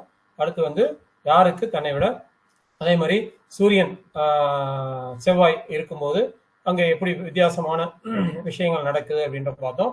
அது விதவா யோகத்தை கொடுக்கல அப்படின்றத பார்த்தோம். யாருக்கு தன் அந்தஸ்தை விட கொஞ்சம் வித்தியாசமான கலத்தை அமைக்கணும் அப்படின்றத பார்த்தோம். 3 கான்செப்ட் பார்த்துட்டோம். இப்போ நம்ம 4வது கான்செப்டுக்கு போகலாம். 4வது கான்செப்ட்ல பொதுவாக நம்ம விதிகள் மாதிரி இதை எடுத்துக்கலாம், இல்லை கான்செப்டாகவும் எடுத்துக்கலாம், ஒன்றும் ப்ராப்ளம் இல்லை. இப்போ அடுத்து பார்த்தீங்கன்னா திருமண தடைக்கான பிரிவுக்கான காரணங்கள் என்ன? திருமண தடை வருது, இல்லை பிரிவுகள் வருது, இதுக்கு காரணம் என்ன அப்படின்னு பார்க்கும்போது பொதுவாக திருமணம் அப்படின்னு ஹலோ மியூட் போட்டுக்கோமா யாராவது? ஒரு சின்ன கேள்வி கேட்டுக்கலாமா? தாராளமா கேளுங்க.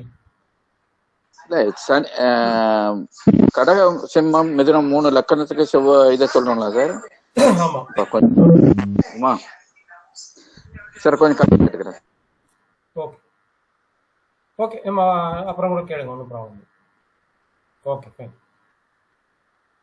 ஸோ திருமண தடைக்கான பிரிவுக்கான பாவங்கள் என்ன, காரணங்கள் என்ன அப்படின்னு பார்க்கும்போது பார்த்தீங்கன்னா, நம்ம பொதுவாக திருமணம் அப்படின்னு எடுக்கும்போது என்ன சொல்ல எடுக்கிறோம்?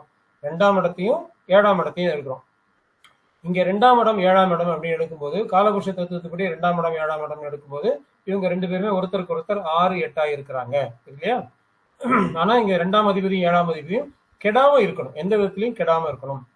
எப்படி கெடாம இருக்கணும் அப்படின்னு பாத்தீங்கன்னா, கேந்திரத்துல 2ஆம் இடத்துல இருக்கலாம், இல்ல 7ஆம் இடத்துலயே இருக்கலாம், இல்ல கேந்திர திரிகோணத்துல இருக்கலாம், இல்ல ஆட்சி உச்சமா இருக்கலாம். இந்த மாதிரி இருக்கும்போது எந்த பிரச்சனைகளும் கொடுக்கறது இல்லை. சரி, நம்ம நேத்து பார்த்தோம் லக்னம் எப்படி கெடுதுன்னு பார்த்தோம். அதை 2-7க்கு நீங்க அப்ளை பண்ணிக்கிங்கன்னு சொன்னோம் இல்லையா? அதே வந்து நம்ம இங்கேயும் அப்ளை பண்ணலாம். 2-7க்கு பார்த்துட்டு லக்னத்தை வந்து இங்க வந்து நம்ம அப்ளை பண்ணிட்டு போகலாம். அதே மாதிரி இங்கேயும் நம்ம அதை அப்ளை பண்ணலாம். ஆனா இவங்க தனக்குள்ள ஒருத்தருக்கு ஒருத்தர் கெடுதல், அதாவது 2ஆம் தேதி 7ஆம் தேதி தனித்தனியா கெடுறதுன்றது வேற விஷயம். இங்க இவங்க ஒருத்தருக்கு ஒருத்தர் கெடுதல் தான் அப்படின்னா என்ன அர்த்தம்? 2 பேருமே 6 8 இருக்கிறது, 2 பேருமே ஒருத்தருக்கு ஒருத்தர் மறையிறது, இதெல்லாம் வந்து நம்ம பார்க்கணும். ஸோ இங்க வந்து 2ஆம் அதிபதி 7ஆம் அதிபதிகள் ஒருவருக்கு ஒருவர் கெடுதல் அப்படின்னு இருந்தா அது திருமண தடையை கொடுக்குது, இல்ல பிரிவினையை கொடுக்குது. அடுத்த கான்செப்ட் கலத்திர காரகன் கெடுதல், அதாவது சுக்கிரனோ செவ்வாயோ கெட்டு போறது. பொதுவா வந்து நம்ம கலத்திர காரகன் சுக்கிரனே எடுத்துக்கலாம், 2 பேருக்குமே சுக்கிரன் எடுத்துக்கலாம். சுக்கிரன் எந்த விதத்திலையும் கெடாம இருக்கணும். அதுக்கு அடுத்தது பெண்ணா இருக்கும்போது நம்ம செவ்வாயையும் எடுத்துக்கலாம். 3வது பாயிண்ட், காலபுருஷனுக்கு 3ஆம் இடமும் கெட்டு லக்னத்துக்கு 3ஆம் இடமும் கெடுதல். காலபுருஷனுக்கு 3ஆம் இடம், அதாவது மிதுனம் கெட்டு லக்னத்துக்கு 3ஆம் இடம் கெடுதல். ஏன் இங்க 3ஆம் இடம் அப்படின்னு எடுக்கிறோம்னு பாத்தீங்கன்னா, அந்த 3ஆம் இடம் தான் நம்ம கழுத்துலதான் நம்ம மாலையை போடுறோம், கழுத்துலதான் தாலியை கட்டுறோம். ஸோ அந்த 3ஆம் இடம்ன்றது கெடக்கூடாது, எந்த விதத்திலையும் கெடக்கூடாது. 3ஆம் இடம் தான் முயற்சி. ஒருத்தர் முயற்சி பண்ணி கல்யாணம் பண்ணணும் அப்படின்னா அவங்களுக்கு 3ஆம் இடம்ன்றது நல்லா இருக்கணும். 3ஆம் இடம் தான் வீரியம் ஸ்தானம். ஸோ அந்த 3ஆம் இடம் கெடும்போது அவங்களுக்கு பலவிதமான பாதிப்புகளை கொடுக்குது. ஸோ அதனால காலபுருஷனுக்கு 3ஆம் இடம், அதாவது மிதுனம் கெடக்கூடாது. இங்க அடுத்தது லக்னத்துக்கு 3ஆம் இடம் கெடக்கூடாது. அடுத்து பாத்தீங்கன்னா பெண்ஜாதகத்துல 3ஆம் அதிபதி கெட்டு தனுசு கெடுறது. பெண்ஜாதகத்துல ஏன் 3ஆம் அதிபதி கெட்டு தனுசு ஏன் எடுக்கிறோம்? பெண்ணுக்குன்னு எடுக்கும்போது காலபுருஷ தத்துவத்துப்படி துலாத்துக்கு 3ஆம் இடம்ன்றது தனுசா வந்துடும். அதனால 3ஆம் அதிபதியும் கெட்டு தனுசும் கெட்டுச்சுன்னா இங்க வந்து பெண் ஜாதகத்துல அது ஒரு பிரச்சனையை கொடுக்கும், பிரிவினையோ தடையோ ஏதோ ஒரு பிரச்சனையை கொடுக்குது. அதாவது கான்செப்ட் என்னன்னு பாத்தீங்கன்னா, 2 அதிபதி ஒருவருக்கு ஒருவர் கெடுதல், அடுத்து கலத்திர காரகன் சுக்கிரன் கெடுதல், அடுத்து காலபுருஷனுக்கு 3ஆம் இடமும் கெட்டு லக்னத்துக்கு 3ஆம் இடமும் கெடுதல், அடுத்து பெண் ஜாதகத்துல 3ஆம் அதிபதியும் கெட்டு தனுசும் கெடுதல். அடுத்து 2ஆம் இடம் பாதிப்பு. இது நேற்று நம்ம பார்த்துட்டோம். 2ஆம் இடம் பாதிப்பு அடைஞ்சது ஒரு லக்னத்துக்கு என்ன பாயிண்ட் கொடுத்தோமோ அந்த பாயிண்டையே நீங்க இதுக்கும் எடுத்துக்கலாம். அதே மாதிரி 7ஆம் இடம் பாதிப்படைகிறது. நேற்று நம்ம பார்த்த கான்செப்டையே இந்த 2ஆம் இடம் 7ஆம் இடம் பாதிப்புக்கு எடுத்துக்கலாம். அடுத்து இப்போ சூரியன் செவ்வாய் சேர்ந்து நம்ம இருந்ததுன்னா விதவா யோகமா அப்படின்னு பார்த்தோம். அப்படி இல்லை, எங்க இருந்தாலும் ஏதோ ஒரு பிரச்சனைகளை கொடுக்குது, கவனமா இருக்கும். எந்தெந்த இடம் பொதுவா எந்தெந்த இடம் எந்த இடத்துல இருந்தாலும் நம்ம ஒரு கவனம்னு சொல்றோம். ஆனா இது 2, 4, 7, 8, 12 இருக்கும்போது அதிகமான பாதிப்புகளை கொடுக்குது. எஸ்பெஷலி 2ஆம் இடத்துலையும் 7ஆம் இடத்துலையும் சம்மந்தப்படும் போது கண்டிப்பா மறு திருமணத்துக்கு ஏதோ ஒரு விதத்துல வழிவகை செய்து விடுகிறது அப்படிங்கிறத நாம பாக்குறோம். ஸோ இங்க இந்த இப்ப புதுசா பாக்குற கான்செப்ட்ல கலத்திரத்துக்கு யாருக்கு கலத்திரம் தன் தகுதியோட வித்தியாசமா குறைந்தன்னு எடுத்துக்க வேண்டாம், வித்தியாசம் பார்க்கலாம். ஸோ சனி 8ஆம் இடத்துல சம்மந்தப்படும் போது நம்ம அதை எடுத்துக்கிறோம். மிதுனம், கடகம், சிம்மம் இது 3க்குமே பை டிஃபால்ட்டா எடுத்துக்கலாம். அடுத்து திருமண தடைக்கான காரணங்கள் பிரிவுகள் பார்த்தீங்கன்னா, 2 7 அதிபதிகள் தங்களுக்குள்ள ஒருத்தருக்கு ஒருத்தர் கெடுதல், அதாவது ஒருத்தருக்கு ஒருத்தர் மறைகிறது, ஒருத்தருக்கு ஒருத்தர் கெடுதல், பாவர்கள் சேர்ந்து இருக்கிறது, அந்த மாதிரி பார்த்துக்கலாம். அடுத்து கலத்திர காரகன் கெடுதல், சுக்கிரனோ செவ்வாயோ. பொதுவா சுக்கிரன் நம்ம எடுத்துக்கிறோம், ஆணுக்கும் எடுத்துக்கலாம், பெண்ணுக்கும் சுக்கிரன் எடுத்துக்கலாம். அப்புறம் பெண்ணுக்குன்னு வரும்போது செவ்வாயை தனியா எடுத்துக்கிறோம். அதே மாதிரி காலபுருஷனுக்கு 3ஆம் இடமும் கெட்டு, லக்னத்துக்கு 3ஆம் இடமும் கெடுதல். அடுத்து பெண்ணின் ஜாதகத்துல 3ஆம் அதிபதியும் கெட்டு, தனுசும் கெடுதல். இதை வந்து நம்ம எடுத்துக்கிறோம். அடுத்தது 2ஆம் இடமும் பாதிச்சு 7ஆம் இடமும் பாதிப்படைதல். இதை வந்து நாம எடுத்துக்கிறோம். அடுத்து சூரியன் செவ்வாய் எங்கிருந்தாலும் கவனம் தேவை. ஓகே, இப்ப நம்ம எப்படி பார்க்க போறோம்னா 2ஆம் அதிபதி 7ஆம் அதிபதி ஒருத்தருக்கு ஒருத்தர் கெடுதல் அப்படின்னு பார்த்தோம் இல்லையா. இவங்க ஒருத்தருக்கு ஒருத்தர் 6, 8 இருந்து, அதாவது 2ஆம் அதிபதியும் 7ஆம் அதிபதியும் ஒருத்தருக்கு ஒருத்தர் 6, 8 இருந்து அதுல ஒருத்தர் வக்ரம் பெறுறது. அதாவது 2ஆம் அதிபதி 7ஆம் அதிபதி ஒருத்தருக்கு ஒருத்தர் 6, 8 இருக்காங்க, அதுல ஒருத்தர் வக்ரம் பெறுதல். அடுத்தது நீசம் பெறுதல். அடுத்தது திரிசூனிய வீட்டில் இருத்தல். அடுத்து அவயோகியுடன் அல்லது அவயோகி சாரத்துல இருக்கிறது. அதாவது 6, 8 இருந்து 2 பேரும் ஒருத்தருக்கு ஒருத்தர் 6, 8 இருந்து வக்ரம் பெறக்கூடாது, நீசம் பெறக்கூடாது, திரிசூனிய வீட்டுல இருக்கக்கூடாது, அவயோகியோட இருக்கக்கூடாது, அஸ்தங்கம் அடையக்கூடாது. 2 பேரும் ஒருத்தருக்கு ஒருத்தர் 6, 8 இருந்து அதுல ஒருத்தர் அஸ்தங்கம் அடையக்கூடாது. கிரக யுத்தத்துல நெருங்கிய பாகையில இருக்கக்கூடாது. அடுத்தது பாதகாதிபதி சேர்க்கையோட 2 பேரும் 6, 8 இருந்து ஒருத்தர் பாதகாதிபதியோ சேர்ந்து இருக்கார், அதுவும் தப்பு.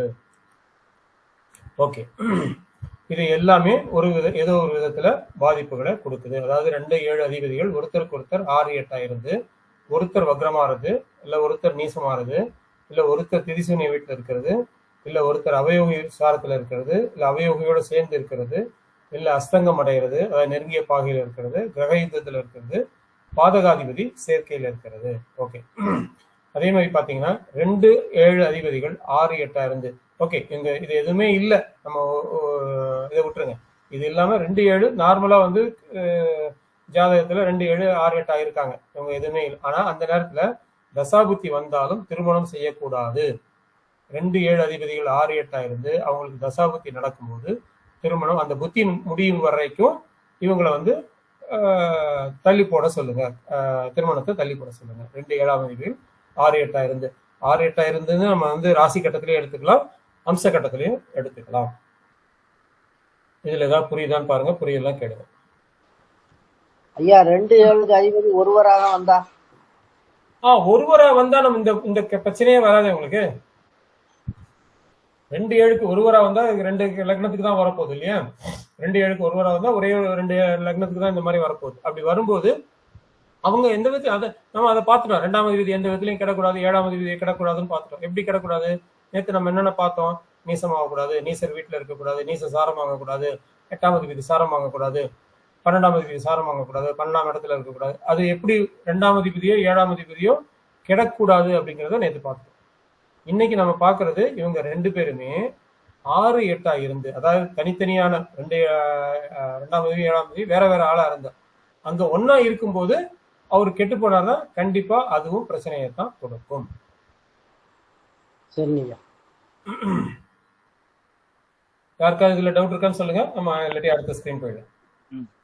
ஐயா சூரியன் செவ்வாய் சேர்க்கை வந்து 2, 7, 12, 8ல 2, 4, 7, 8, 12 2, 4, 7, 8 2, 4, 7, 8, 12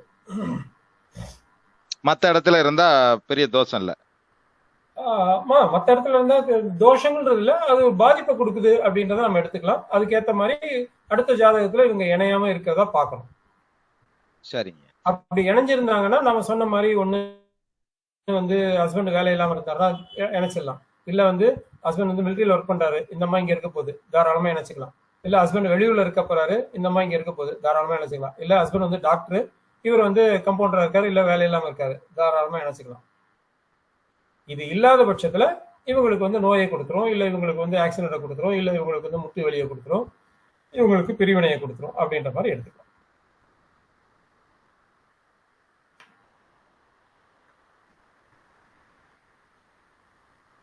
ஸோ இதுல ஏதாவது டவுட் இருக்குங்களா?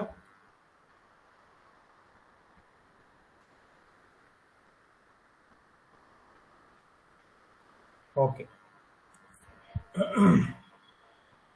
கலத்திர காரகன் கெடுதல் அப்படின்னு பார்த்தோம்.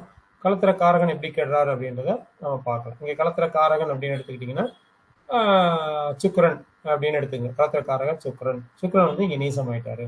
நீசமானது மட்டும் இல்ல, இங்க செவ்வாய் சனியோட சேர்ந்து இருக்கிறார். செவ்வாய் சனியோட சேர்ந்து இருக்கிறார். நீசமானார் செவ்வாய் சனியோட சேர்ந்து களத்திர காரகன் இருக்கார். அதனால இது ஒரு பாதிப்பை கொடுக்குது.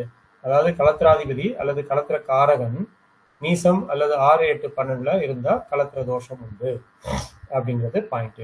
இங்க லக்னாதிபதியும் வீக் ஆயிட்டார் அப்படின்னு எடுத்துக்கலாம். லக்னாதிபதி நீசம், 2ஆம் இடத்துல களத்திர காரகன் கெட்டு போயிட்டாரு, அதனால களத்திர தோஷம் உண்டு அப்படின்னு எடுத்துக்கலாம். விதின்னு பாத்தீங்கன்னா களத்திர காரகனோ இல்ல களத்திர ஸ்தானாதிபதியோ 7ஆம் அதிபதி அவங்க பாத்தீங்கன்னா 6, 8, 12 மறையக்கூடாது, நீசம் ஆகக்கூடாது அப்படின்றது கான்செப்ட்.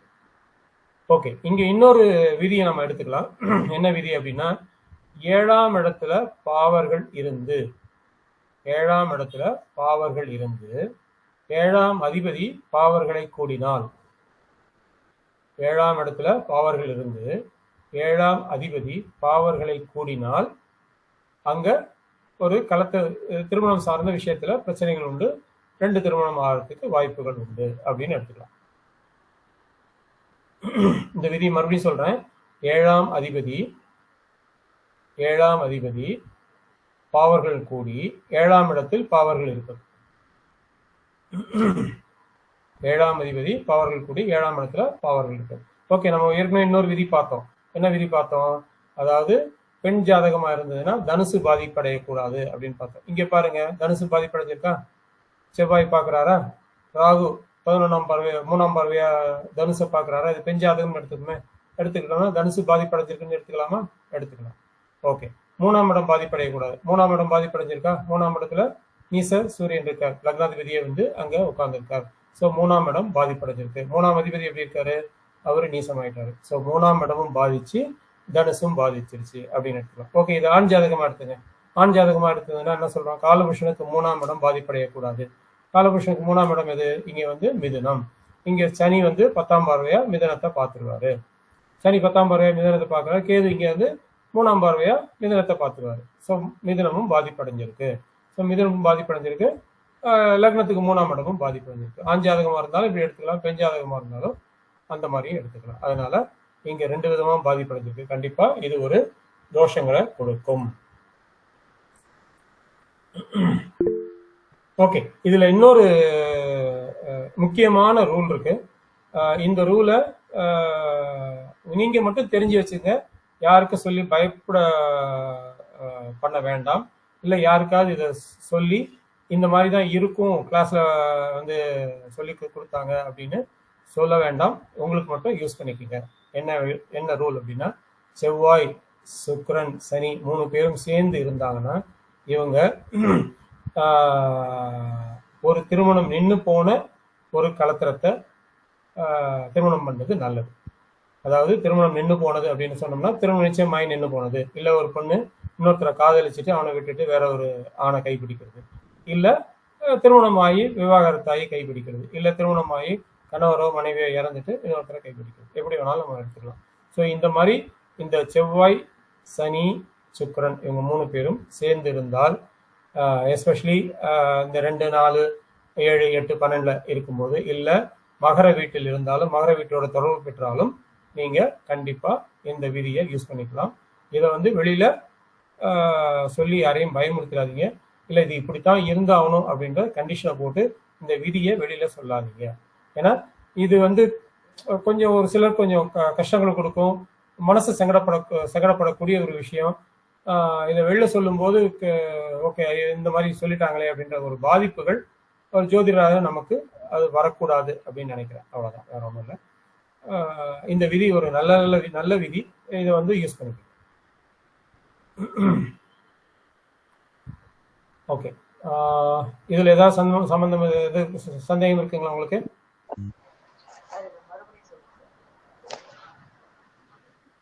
Okay, fine.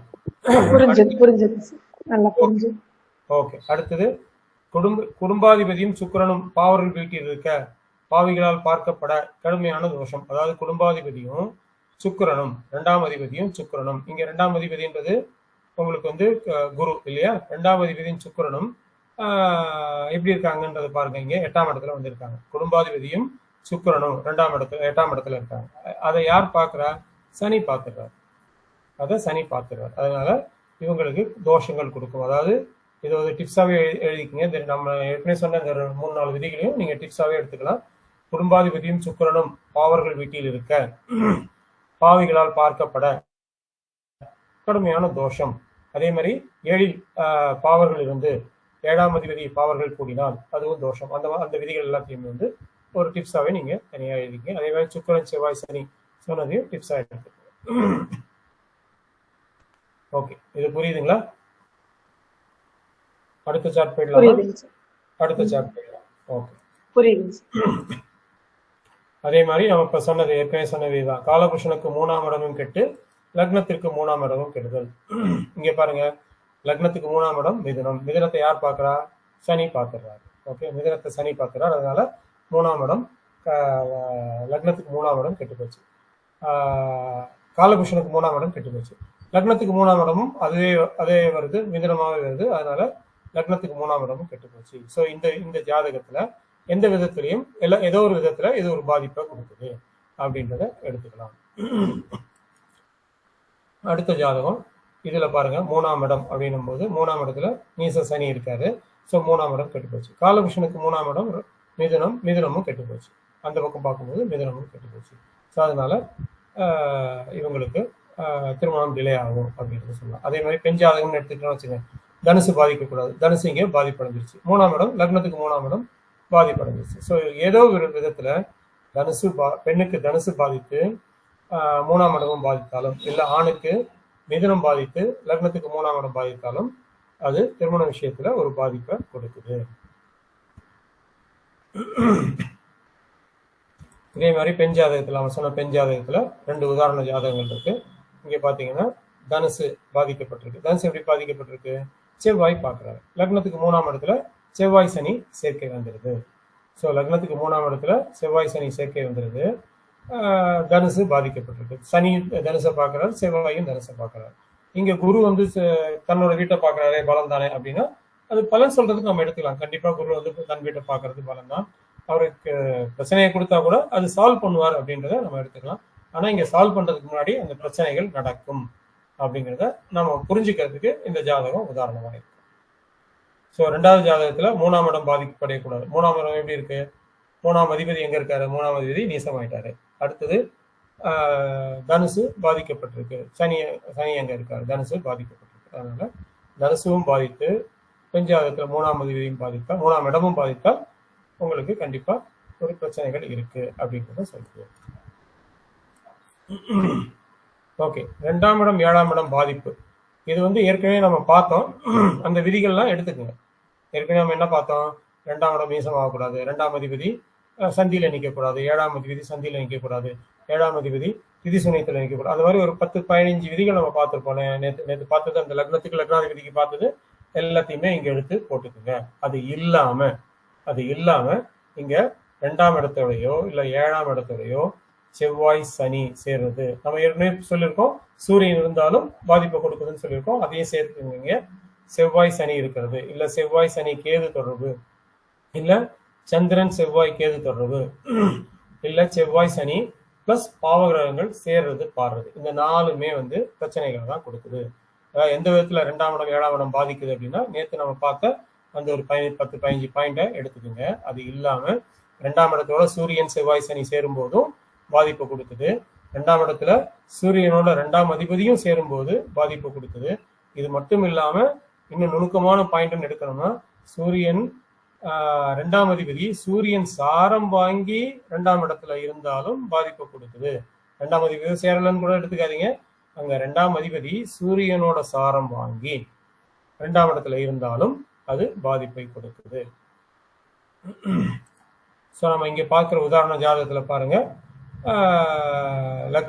லக்னத்துக்கு 7ஆம் இடம் அப்படின்றது துலாத்தை யாரார் பார்க்கிறா? 7ஆம் இடம் எப்படி பாதிப்படைஞ்சிருக்கு? செவ்வாய் தன்னோட 4ஆம் பார்வையா பார்க்கிறாரு, சனி தன்னோட 10ஆம் பார்வையா பார்க்கிறாரு. அதனால 7ஆம் இடம் இங்க பாதிப்படைஞ்சிருக்கு.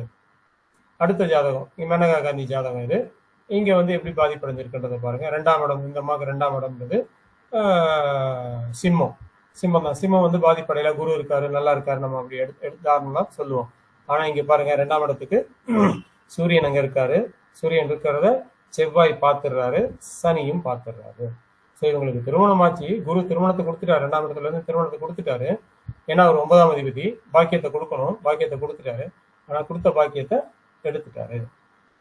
ஸோ ஏன் அந்த ப்ராப்ளம் வருது அப்படின்னா, சூரியன் 2ஆம் இடத்துல இருக்கு, 2ஆம் இடத்தை செவ்வாய் பார்க்குது, 2ஆம் இடத்தை சனியும் பார்க்குது. இது இல்லாம நம்ம ஏற்கனவே சொன்ன விதிகள் எடுத்துங்க. செவ்வாய் வந்து சூரியனுக்கு 1, 4, 7, 10 இருக்கு, ராகுக்கு 1, 4, 7, 10 இருக்கு. இது எல்லா விதிகளையும் இங்க கொண்டு வந்துடலாம்.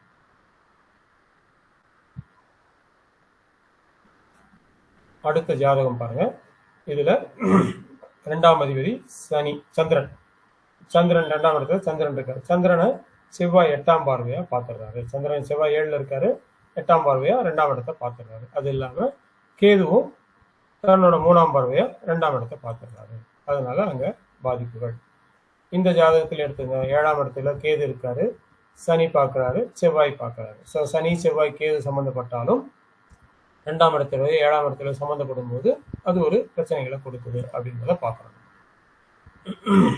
அடுத்து பாருங்க, 2ஆம் இடத்தோட பல உதாரண ஜாதகங்கள். அடல் பிகாரி வாஜ்பாய் எடுத்துங்க, இவருக்கு திருமணமே ஆகலை. அப்துல் கலாமுக்கு திருமணம் ஆகலை. இங்க கர்ம வீரர் காமராஜர், அவருக்கும் திருமணம் ஆகலை. ஏன் ஆகலை? இங்க 2ஆம் இடத்தோட சம்பந்தப்பட்டிருப்பாங்க, அதனால திருமணம் ஆகலை அப்படின்னு எடுத்துக்கிறோம். அது மட்டும் இல்லாம சூரியனுக்கு 4ல செவ்வாய், ராகுவோடு சேர்ந்து செவ்வாய் இருக்காரு அப்படின்னு எடுத்துக்கலாம். இங்க 7ஆம் இடம் எப்படி பாதிக்கப்பட்டிருக்குன்னு பார்க்கலாம். இங்க 2ஆம் அதிபதி 12க்கு போயிட்டாருன்றதை பார்க்குறோம். சனி வந்து இங்க வந்து 7ல வக்ரமா இருக்காரு. இங்க பாத்தீங்கன்னா 2ஆம் அதிபதி யாரு? 2ஆம் அதிபதி சூரியன். 7ஆம் அதிபதி யாரு? சனி. இவங்க 2 பேரும் எப்படி இருக்காங்க? 6, 8 இருக்கிறாங்க. 2ஆம் அதிபதியும் 7ஆம் அதிபதியும் தங்களுக்குள் 6, 8 இருந்து அதில் ஒருவர் வக்ரம் பெற்றால் அப்படின்னு நம்ம பார்த்தோம் இல்லையா? இங்க பாருங்க, 2ஆம் அதிபதி சூரியன், 7ஆம் அதிபதி சனி, ஒருத்தர் வக்ரம் பெற்றார்.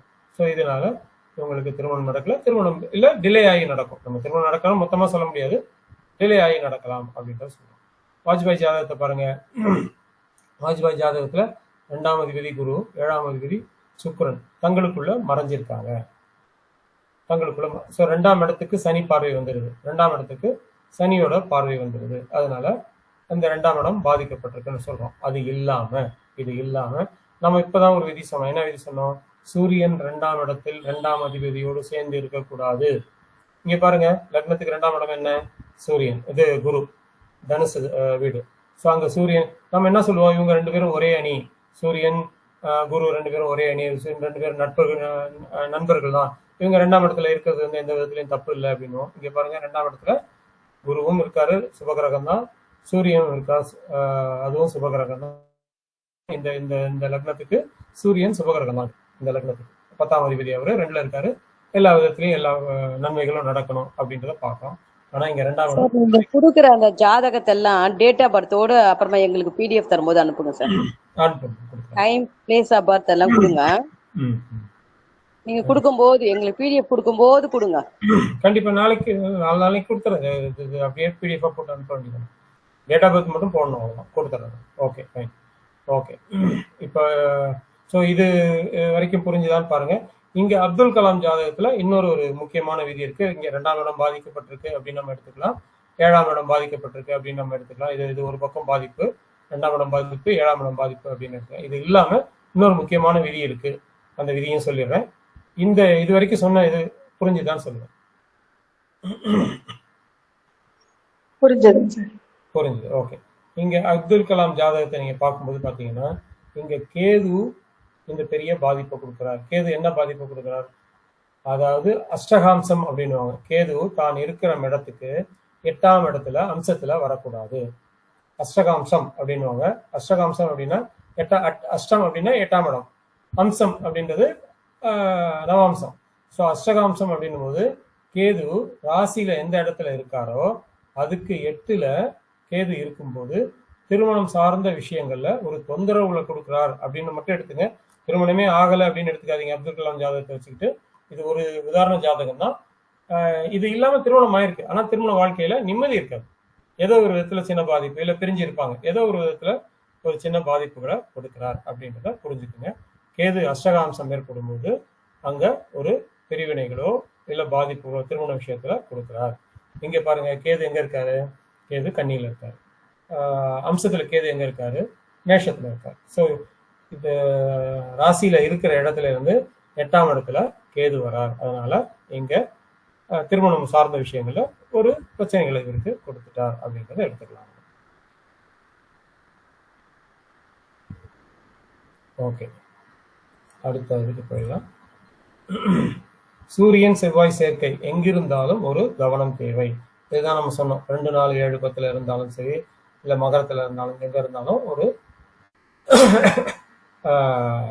ஒரு சின்ன பிரச்சனைகளை கொடுக்குது அப்படிங்கிறத நம்ம சொல்லியிருக்கோம். இதுல லக்னத்துல இருக்கும் போதும் எடுத்துக்கோங்க. சூரியன் லக்னத்துல இருக்கும் போதும் எடுத்துக்கோங்க. அங்க இருக்கும்போதும் கண்டிப்பா ஒரு பிரச்சனைகளை கொடுக்கிறார். ஸோ இது மாதிரி இந்த வரக்கூடிய ஜாதகங்களை சூரியன் செவ்வாய் சேர்க்கை இல்லாம பார்த்துக்கணும். அதாவது சூரியனும் நல்லா இருக்கணும், செவ்வாயும் நல்லா இருக்கணும். அது எதிராளி ஜாதகத்துல சூரியனும் நல்லா இருக்கணும், செவ்வாயும் நல்லா இருக்கணும். இவங்க 2 பேரும் எந்த விதத்திலையும் பாதிப்படையக்கூடாது. அவ்வளவுதான் கான்செப்ட். அதே மாதிரி சூரியன் செவ்வாய் சனி சேர்க்கை எங்க இருந்தாலும் ஒரு பாதகம். அதை நம்ம ஏற்கனவே பார்த்தோம், ஏற்கனவே சொன்னதுதான். அது சூரியன் செவ்வாய் சனி எங்க இருந்தாலும் ஒரு பாதிப்பை கொடுப்பாரு. அது லக்னத்துல இருந்தாலும் சரி, இல்ல வேற எங்க இருந்தாலும் சரி பாதிப்பை கொடுப்பாரு. ஆனா ஒரே ஒரு சின்ன விதிவிலக்கு. இப்ப மிதுன லக்னம் எடுத்துவோம். மிதுன லக்னத்துக்கு சனி வந்து பாக்கியாதிபதியா வருவார். அந்த பாக்கியாதிபதியா வந்து சூரியன் செவ்வாய் சனி சேர்க்கை இருந்தால், அதாவது மிதுன லக்னம் எடுத்துங்க, 9ல சூரியன் செவ்வாய் சனி இது இருக்குன்னே எடுத்துக்கோங்க. இங்க என்ன மாதிரி பாதிப்பு கொடுப்பாருன்னா, குடும்பத்தை விட்டு கொஞ்ச காலம் பிரிஞ்சு இருக்கிறதுக்கு பாதிப்பை கொடுத்துட்டு லைஃப்பை நல்லபடியாக ஓட்டிடுவார். லைஃப் எல்லா விதத்திலையும் நல்லபடியாக ஓட்டிடுவார். அங்க வந்து பெரிய பாதிப்புகள் வர்றது இல்லை. அதாவது வேலை விஷயமா ஹஸ்பண்டையோ ஒய்ஃபையோ பிரித்து வெளிநாட்டுக்கோ வெளி இடத்துக்கோ அனுப்பிச்சிடுறாரு. அனுப்பிச்சிட்டு மற்ற இடத்துல மற்ற விஷயங்கள் எல்லா விதத்துலையும் நன்மைகளே நடக்குது. ஸோ லக்னத்துக்கு சனியோ அல்லது சூரியனோ 5ஆம் அதிபதியாவோ 9ஆம் அதிபதியாவோ, நேற்று நம்ம பார்த்த கான்செப்ட் தான். 5ஆம் அதிபதி 9ஆம் அதிபதி நல்லா இருக்கணும் அப்படின்னு பார்த்தோம் இல்லையா? ஸோ இவங்க 2 பேரும் 5ஆம் அதிபதியோ பாக்கியாதிபதி வந்தாங்களா, சூரியன் செவ்வாய் சனி சேர்க்கை எந்த பாதகத்தையும் செய்வது இல்லை.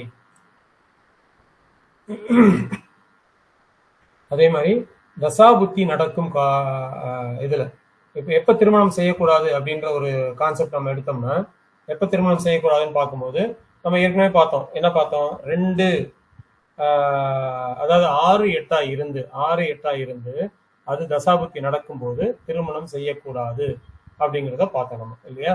இப்ப அதே மாதிரிதான் இங்க அம்சத்திலையும் 6, 8 இருந்தாலும் திருமணம் செய்யக்கூடாது. ஓகே, அதே மாதிரி 3ல ஒரு கிரகம் இருந்து தசாபுத்தி நடத்தினாலும் அது பிரிவினையை தரும். எஸ்பெஷலி 3ல கேது அம்சத்திலேயோ இல்ல ராசியிலேயோ இருந்து தசாபுத்தி நடத்தும் போது அதுவும் ஒரு பிரிவினையை கொடுக்குது. பொதுவா 3ல எந்த கிரகம் இருந்து நடத்தினாலும் ஒரு டவுட் சார். இருங்க முடிச்சிடும். ஒருத்தர் குரு தசை 16 வருஷம் நடக்குது. முடிச்சுட்டு வரேன். அந்த கேள்வி கேட்பீங்கன்னு தெரியும் எனக்கு. கண்டிப்பா அதுக்கு பதில் உண்டு. ஓகே, இப்ப 3ல ஒரு கிரகம் இருந்து தசா நடத்தும், அதாவது 6, 8 இருந்து தசா நடத்தும் போது கண்டிப்பா அங்க பிரிவினையை கொடுக்குது. அங்க அந்த நேரத்துல திருவினை பண்ண வேண்டாம். அதே மாதிரி அம்சத்துல 3, 6, 8 இருந்து தசாபுத்தி நடத்தினாலும் திருமணம் பண்ண வேண்டாம். அதே மாதிரி இப்ப வந்து 3ல ஒரு கிரகம் இருந்து தசாவோ புத்தியோ நடத்தும் போது திருமணம் பண்ண வேண்டாம்.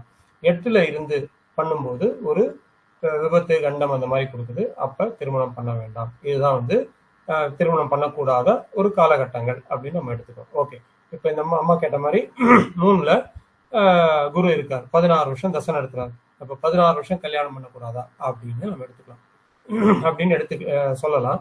ஆனா அது வந்து நல்ல பதில் இல்லை. என்ன பண்ணலாம்? புத்திநாதன் நல்லா இருக்கு. அதாவது குரு தசை குரு புத்தியில கல்யாணம் பண்ணாதீங்க. குரு தசை குரு புத்தியில கல்யாணம் பண்ணாதீங்க. குரு புத்தி முடிஞ்சதுக்கு அப்புறம் அந்த புத்திநாதன் 6, 8, 12 இல்லாம இருக்கும்போது கண்டிப்பா இவங்களுக்கு திருமணம் பண்ணலாம்.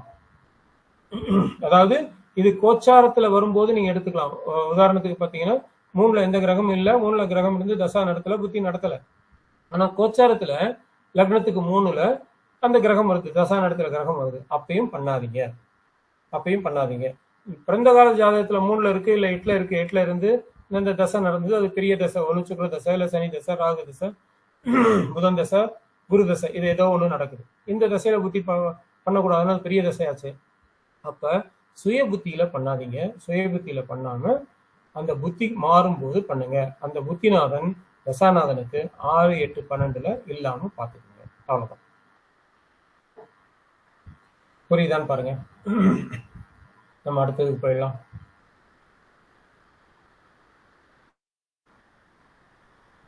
ஏதாவது சந்தேகம் இருக்கா?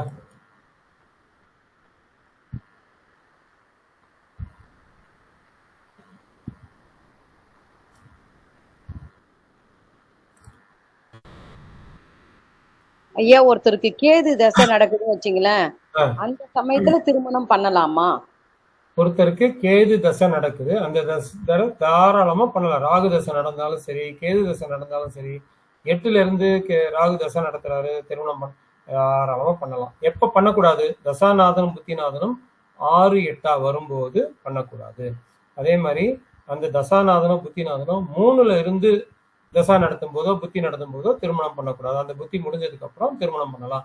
இல்ல தசாநாதனே 3ல இருக்காரு, அப்ப பண்ணலாமா? தசாநாதன் 3ல இருக்க பண்ணாதீங்க. தசாநாதன் 3ல இருக்கும்போது பண்ணாதீங்க. அந்த புத்தி மாறினதுக்கு அப்புறம் பண்ணுங்க. சுய புத்தியில திருமணம் பண்ணாதீங்க. புத்தி மாறினதுக்கு அப்புறம் பண்ணுங்க. நன்றி ஐயா. ஓகே. வேற யாருக்காவது டவுட் இருக்குங்களா? பாருங்க.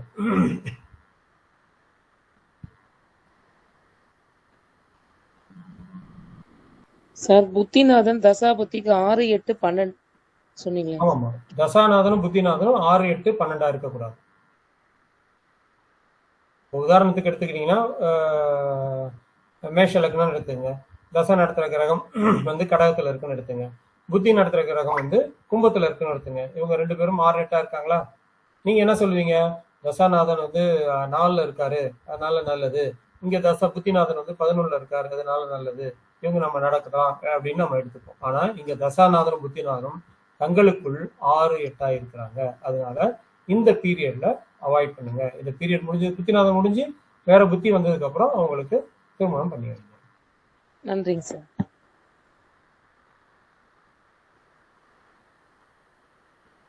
வேற யாருக்காவது ஏதாவது டவுட் இருக்கா? அதுல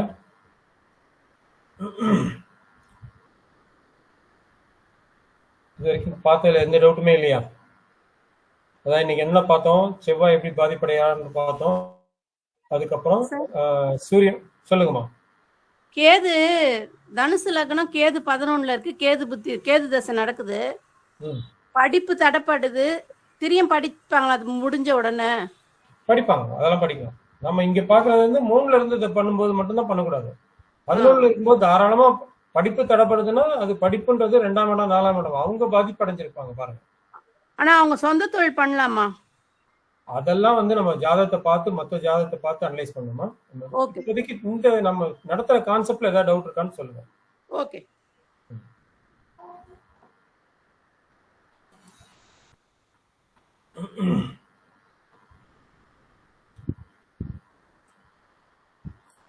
வேற ஏதாவது டவுட் இருக்குங்களா? Okay, fine. அடுத்தது வந்து விதிகளுக்கு போயிடலாம். நேற்று வந்து ஒரு 4-5 விதி பார்த்தோம். இன்னைக்கு ஒரு விதிகள் ஒரு 4-5 பார்த்துருக்கோம். அது இல்லாம எக்ஸ்ட்ரா விதிகள் நம்ம வந்து இன்னைக்கு பார்க்கலாம். நேற்று பார்த்த விதிகளை பார்த்தீங்கன்னா என்னென்ன விதிகள் பார்த்தோம்? நேற்று செவ்வாய், சனி, புதன் இவங்க ஒன்னா இருக்கக்கூடாது.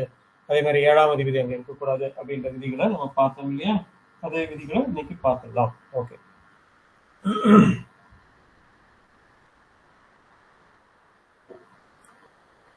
ஓகே, நேற்று வந்து செவ்வாய், சனி, புதன் இவங்க வந்து ஒன்னா இருக்கக்கூடாதுன்றதை பார்த்துருக்கோம்.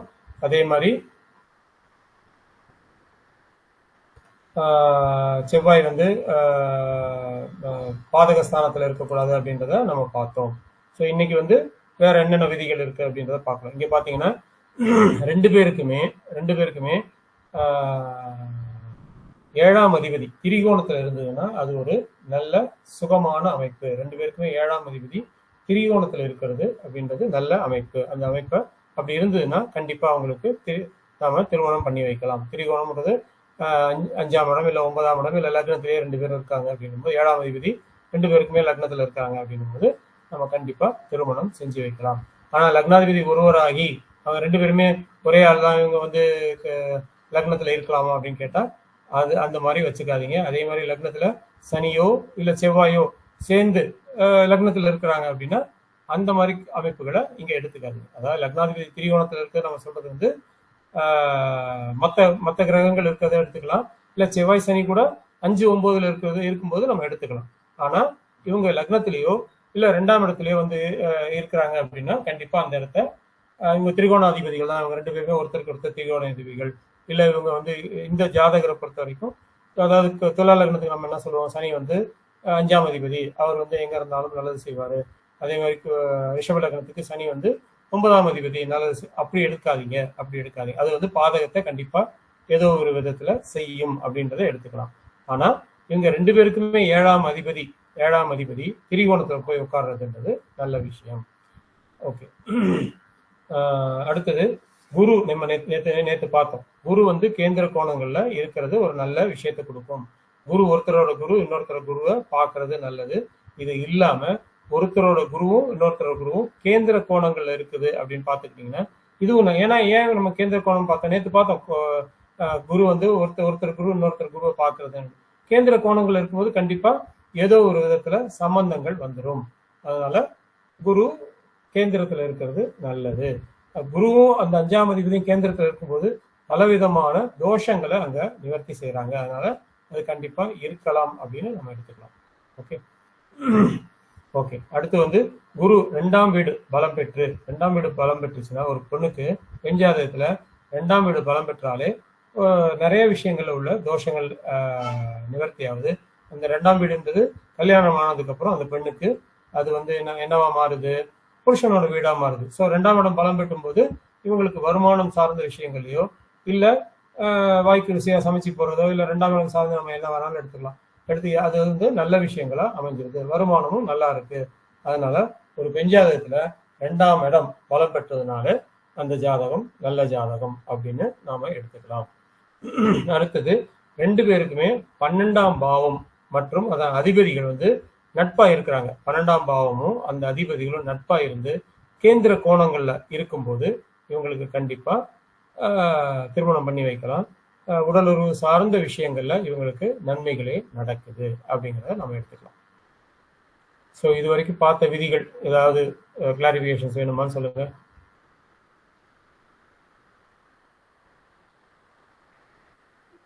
தெளிவா புரிஞ்சதுங்க சார். தெளிவா புரிஞ்சது. ஓகே. ஓகே. அடுத்து வந்து பெண் ஜாதகத்துல செவ்வாய் இருக்கிற இடத்துல ஆணோட சுக்கிரன் இருக்கிறது நல்ல அமைப்பு. அதே மாதிரி ஆண் சுக்கிரன் இருக்கிற இடத்துல பெண்ணோட செவ்வாய் இருக்கிற ஜாதகம் நல்ல அமைப்பு. அதாவது இவங்க 2 பேரும் சேர்ந்து ஒரு ஜாதகத்துல இருக்கிறத பத்தி சொல்லல நானு. இவங்க வந்து பெண் ஜாதகத்துல செவ்வாய் ஒரு இடத்துல இருக்கு, அதாவது நல்ல இடத்துல இருக்கு, கெட்டு போகாம நல்ல இடத்துல இருக்கு. ஆண் ஜாதகத்துல சுக்கிரன் வந்து அதே இடத்துல போய் உட்காருது. பெண் ஜாதகத்துல செவ்வாய் எங்க இருக்கோ அந்த கட்டத்திலேயே போய் உட்காருது. அந்த சுக்கிரனும் எந்த விதத்திலையும் பலம் இழக்கல, அது நல்லாவே இருக்கு. ஸோ இது வந்து கண்டிப்பா ஒரு நல்ல தாம்பத்திய உறவுகளை உங்களுக்கு கொடுத்துரும், நல்ல அண்டர்ஸ்டாண்டிங்கை கொடுத்துரும். அதனால இந்த மாதிரி ஜாதகங்களை நம்ம வசியம் இருக்கும் அது மாதிரி இருந்தா. ஆமா. ஸோ இது வந்து ஒரு நல்ல விஷயங்களை சேர்த்து கொடுத்துருது. இப்போ வசியம் நீங்க சொன்னதுனால ஒரு பாயிண்ட் ஞாபகம் வருது. பொதுவா நம்ம ராகு கேது இருக்கு இல்லையா, ராகு கேது வந்து நம்ம வந்து தோஷமா எடுத்துக்கிறோம். ஸோ ராகு கேதுகள் எந்த இடத்துல இருந்தா திரும்ப 2 பேருக்கும் இருக்கணும் அப்படின்ற நம்ம எடுத்துக்கிறோம்.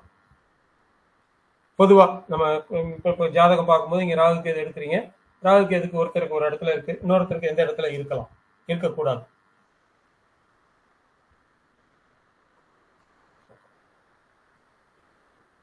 யாராவது ஒருத்தர் சொல்லுங்க.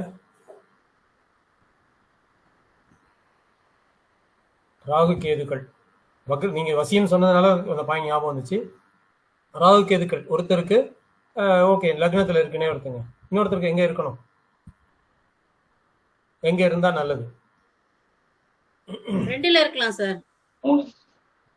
2ல இருக்கலாம், 3ல இருக்கலாம். ஓகே. அப்புறம் ஏன் 2ல இருக்கலாம்ன்றீங்க? குடும்பஸ்தானத்துல இருக்கலாம்னு சொல்றாங்க. ராகு கேதுக்கு மட்டும் அது அந்த இடத்துல இருந்தா 1, 2, 7, 8ல இருக்கலாம் அப்படிங்கிறாங்க. ஓகே. 3, 6, 11ல ராகு கேது இருந்தா நல்லது சொல்லுவாங்க சார். 3 இல்ல பாத்தீங்கன்னா அது உபஜயஸ்தானம். அதாவது உபஜயஸ்தானத்துல 3, 6, 10, 11ல இருக்கும்போது உபஜயஸ்தானம் அது ராகு கேதுக்கள் இருக்கு. நான் அதை சொல்லல. இப்ப ஒருத்த ஜாதகத்துல ராகு கேதுக்கள் ஒரு இடத்துல இருக்கு. அதாவது பெண் ஜாதகத்துல ராகு கேது வந்து 2ஆம் இடத்துலயும் 8ஆம் இடத்துல இருக்குன்னு வச்சுக்கோங்க. ஆண் ஜாதகத்தை எந்த மாதிரி ஜாதகத்தை அங்க இணைக்கணும்? ஒரு 159. 159. சரி, 159 ஏன் சொல்றீங்க 159? ரெண்டுல ராகு கேதுகள் இருக்கும்போது தோஷம் கொடுக்குன்னு சொல்லுவோமா? அது 159 இருந்தா தோஷம் கொடுக்காதா?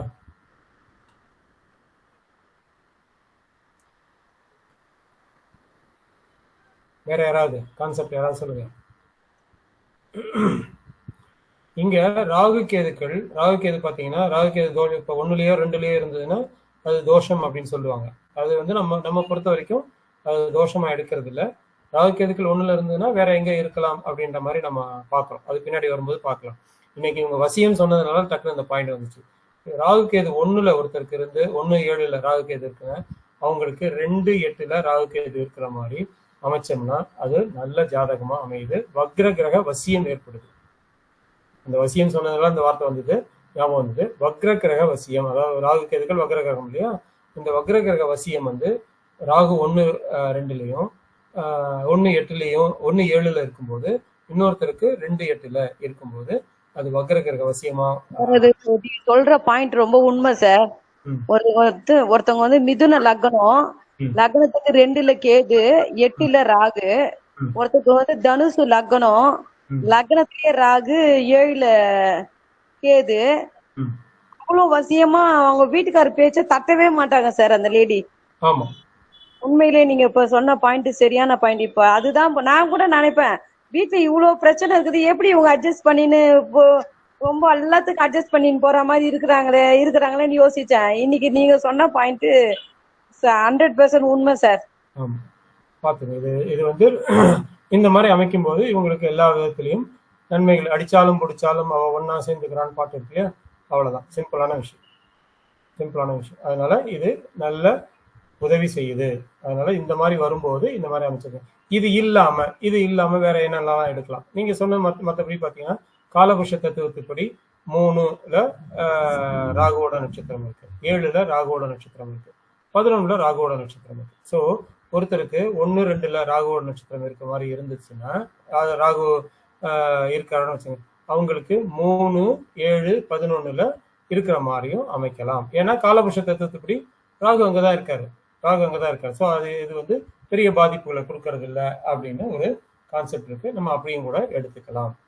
ஓகே, ஸோ ராகு கேதுக்கு நம்ம வரும்போது மற்ற பாயிண்ட்ஸை பார்க்கலாம். இப்போதைக்கு வசியம் சொன்னதெல்லாம் இந்த பாயிண்ட் ஞாபகம் வந்துச்சு.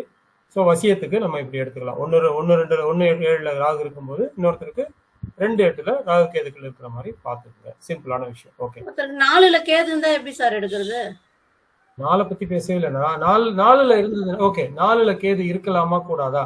நம்ம வந்து அடுத்து பார்க்க போது கிரக சேர்க்கைகளை பார்ப்போம். 4ல கேது இருக்கலாமா இருக்கக்கூடாதா?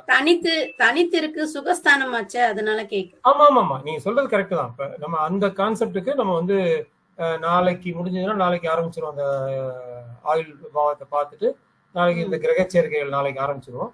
அதுல வந்து உங்களுக்கு வந்து ராகு எங்க இருக்கலாம், ராகு எங்க இருக்கக்கூடாது, இது எல்லாமே வந்து அங்க வந்துடும். 1ல வந்து சூரியன் இருக்கலாமா, 2ல சூரியன் இருக்கலாமா, 4ல வந்து கேது இருக்கலாமா, அதாவது நம்ம ஒருத்தர் ஜாதகத்துல இருக்கும்போது இன்னொரு ஜாதகத்துல எப்படி இருக்கணும் அப்படிங்கிறத விதத்தை நம்ம பார்த்துக்கலாம். பொதுவா 4ல கேது இருக்கும்போது இன்னொருத்தருக்கு 4ல கேது இருக்கக்கூடாது, 4ல சனி இருக்கக்கூடாது, 4ல செவ்வாய் இருக்கக்கூடாது. அவ்வளவுதான், இருக்கக்கூடாது. 4ல சூரியன் இருக்கக்கூடாது, 4ல தேய்பிரை சந்திரன் இருக்கக்கூடாது, ஒருத்தருக்கு 4ல கேது இருக்குன்னு வச்சுங்க, அடுத்தவங்களுக்கு 4ல கேது இருக்கக்கூடாது, 4ல ராகு இருக்கக்கூடாது, 4ல சூரியன் இருக்கக்கூடாது, 4ல தேய்பிரை சந்திரன் இருக்கக்கூடாது, இல்ல சந்திரன் இருக்கக்கூடாதுன்னு எடுத்துக்கலாம், 4ல செவ்வாய் இருக்கக்கூடாது, 4ல சனி இருக்கக்கூடாது. இவ்வளவு கிரகங்கள் 4ல அவங்களுக்கு இருக்கக்கூடாது. அவங்களுக்கு அது மாதிரி இருந்துச்சுன்னா அவங்க 4ஆம் வீடு பாதிக்குதுன்னு எடுத்துக்கணும் என்ன சார்? ஆமா, ஒருத்தருக்கு அப்படி இருக்கும்போது 4ஆம், இப்ப இவங்க கேட்டது அதே கேள்விதான். 4ஆம் இடத்துல கேது இருக்கும்போது அங்க சுகஸ்தானம் பாதிப்படையுது. ஸோ அடுத்தவங்களுக்கு எந்த மாதிரி ஜாதகத்தை நம்ம அமைக்கணும்? 4ல இந்த எந்த கிரகங்களும் 4ல எல்லாம் பார்த்துக்கணும். அதாவது என்னென்ன கிரகம் இருக்கக்கூடாது? கேது கூட 4ல சந்திரன் இருக்கக்கூடாது. சந்திரன் காலபுருஷ தத்துவத்துப்படி 4ஆம் அதிபதி. ஸோ அங்க சுகம் கெட்டு போகும். சந்திரன் இருந்தாலும் கெட்டு போகும். அடுத்தது செவ்வாய் இருக்கக்கூடாது. செவ்வாய் நாள்ல நீசமாறவர், அதனால செவ்வாய் தேய்பிர சந்திரன் தான் இருக்கக்கூடாது. வளர்பிற சந்திரனே இருக்கக்கூடாதுன்னு எடுத்துங்க. தேய்பிர சந்திரன் இல்ல, சந்திரனே இருக்கக்கூடாதுன்னு எடுத்துங்க. சந்திரனே இருக்கக்கூடாது. சந்திரனே இருக்கக்கூடாதுன்னு எடுத்துங்க. ஓகே, செவ்வாய் இருக்கக்கூடாது. பாவகநாஸ்தி மாதிரி சார். என்னம்மா? பாவகநாஸ்தி மாதிரி. ஆமா ஆமா ஆமா. இதுக்கு அது மட்டும் இல்ல, சூரியனும் இருக்கக்கூடாதுன்றோம். அங்க காரகோ பாவனாஸ்தி வராது. உங்களுக்கு சூரியனும் இருக்கக்கூடாது, ராகுவும் இருக்கக்கூடாது. ராகு சந்திரன் இங்க 4ஆம் இடம்ன்றது சுகஸ்தானம் பாதிக்குது இல்லையா? சோ ஒருத்தருக்கு 4ல வந்து கேது இருந்து இன்னொருத்தருக்கு 4ல ஒரு பாவ கிரகங்களோ இல்ல இந்த கிரகங்களோ இருக்கும்போது 4ஆம் இடம் சம்பந்தமான பிரச்சனைகள் அவங்களுக்கு கொடுக்குது அப்படின்றது கான்செப்ட். அதனால அங்க 4ல இந்த கிரகங்கள்லாம் இருக்கக்கூடாது பார்க்கணும். நம்ம டீட்டெயிலா பார்ப்போம். அடுத்த இது பார்க்கும்போது இது டீட்டெயிலா பார்ப்போம். ஓகே, அடுத்து வந்து பாத்தீங்கன்னா பகை கிரகங்களையோ பகை லக்னங்களையோ 2 பேருக்குமே சேர்க்க கூடாது அப்படின்னு நம்ம பார்க்கிறோம். அதாவது பாதக லக்னம் வரக்கூடாது, பகை லக்னமா வரக்கூடாது. முடிஞ்ச வரைக்கும் சிம்ம லக்னத்துக்கு கும்ப லக்னத்தையோ மகர லக்னத்தையோ இணைக்கக்கூடாது. அதே மாதிரி மகர லக்னத்துக்கும் கும்ப லக்னத்துக்கும் சிம்ம லக்னத்தை முடிஞ்ச வரைக்கும் இணைக்காதீங்க.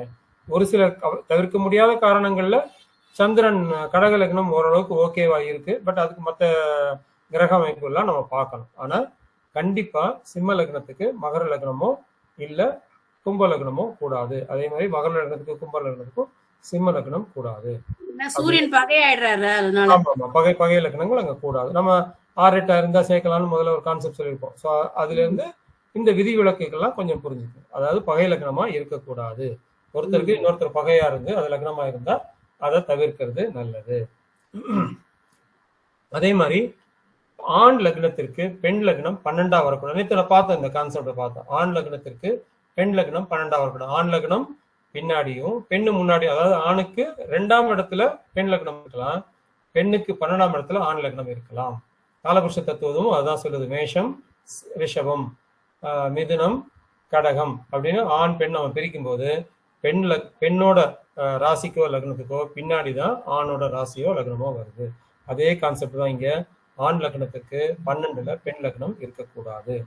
அதே மாதிரி 2 பேருக்குமே சூரியன் சந்திரன் 6-8 அப்படின்றது வரக்கூடாது. 2 பேருக்குமே, ஒருத்தருக்கு வந்து சூரியனும் சந்திரனும் 6-8 இருக்கு, அடுத்தவங்களுக்கும் சூரியனும் சந்திரனும் கண்டிப்பா 6-8 வரக்கூடாது அப்படிங்கிறத பார்த்துக்கோங்க.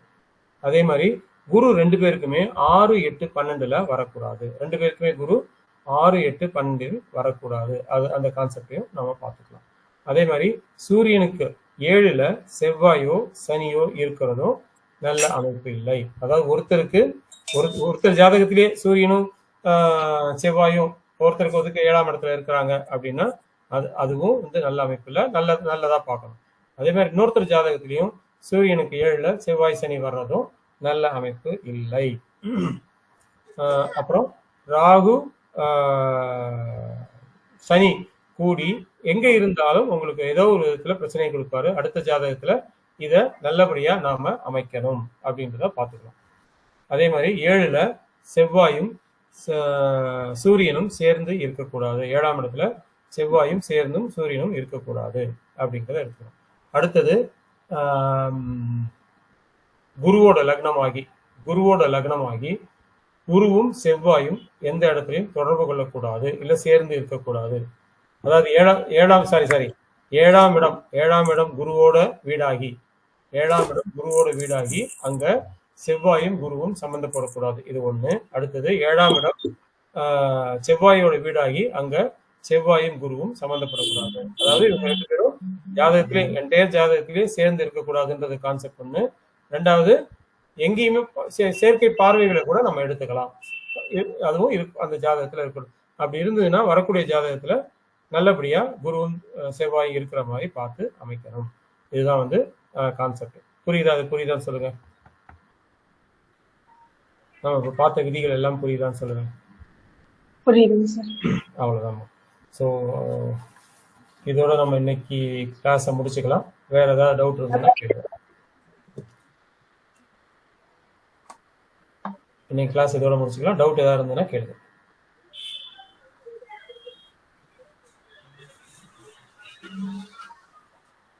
ஒண்ணும் இல்லையா? சார் குருவும் செவ்வாயும் எங்க 7ஆம் இடத்துலங்களா சார்? அதாவது குரு 7ஆம் அதிபதியாக வந்து லக்னத்துக்கு 7ஆம் இடமா வந்து குருவோட வீடு லக்னத்துக்கு 7ஆம் மிதுன லக்னம் எடுத்துக்கணுமா சார்? 7ஆம் அதிபதி குருவா வருவாரு, அவர் 6ஆம் அதிபதி செவ்வாயோட சேரக்கூடாது. மிதுன லக்னம் எடுத்துக்கலாம், கன்னி லக்னம் எடுத்துக்கலாம். மிதுன லக்னம் எடுத்தா கன்னி லக்னம் எடுத்துக்கலாம். அங்க வந்து குருவோட வீடு 7ஆம் இடமா வந்து அங்க குருவும் செவ்வாயும் சேரக்கூடாது. அதாவது 7ஆம் இடத்துல சேரக்கூடாதுன்னு சொல்ல வரல, அந்த கட்டத்துல எங்க வேணாலும் சேர்ந்தும் பார்வைகளோ இருக்கிறது நல்ல அமைப்பு இல்லை. அதே மாதிரி செவ்வாய் வீடு 7ஆம் இடமா வந்து அந்த வீட்டுக்கு குருவும் செவ்வாயும் சம்மந்தப்படக்கூடாது. கான்செப்ட் எடுத்துக்கிட்டீங்கன்னா பாருங்களேன், இப்போ 7ஆம் இடம் எடுத்துக்கிறேன், மிதுனம்னு எடுத்துப்போம். 7ஆம் இடம்ன்றது என்ன, உங்களுக்கு குருவோட வீடு. அதுக்கு 6ஆம் அதிபதி யாரு? செவ்வாய் இல்லையா, செவ்வாய். சோ இங்க குரு வீடு 7ஆம் இடமா வந்து 6, 7 சம்பந்தப்படுது அப்படின்றது அர்த்தம். அதனால அவங்க சேரக்கூடாது. அதே மாதிரி கன்னி லக்னம் எடுத்துங்க, இங்கேயும் வந்து பாத்தீங்கன்னா 7, 8 சம்பந்தம் வரும். ஓகே, செவ்வாய் 7ஆம் இடம் எடுத்துப்போம். செவ்வாய் 7ஆம் இடம் எதுக்கு வரும்? செவ்வாய் 7ஆம் இடம்ன்றது உங்களுக்கு துலாத்துக்கு வரும். துலாத்துக்கு செவ்வாய் 7ஆம் இடம் எடுக்கும்போது குருவும் செவ்வாயும் எப்படி வருவாங்க?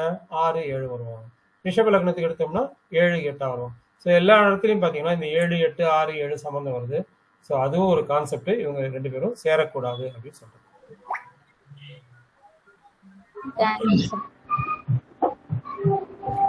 ஸோ வேற டவுட் ஏதாவது இருக்கான்னு சொல்லுங்க. டவுட் இல்லைன்னா நம்ம வகுப்பு முடிச்சுக்கலாம்.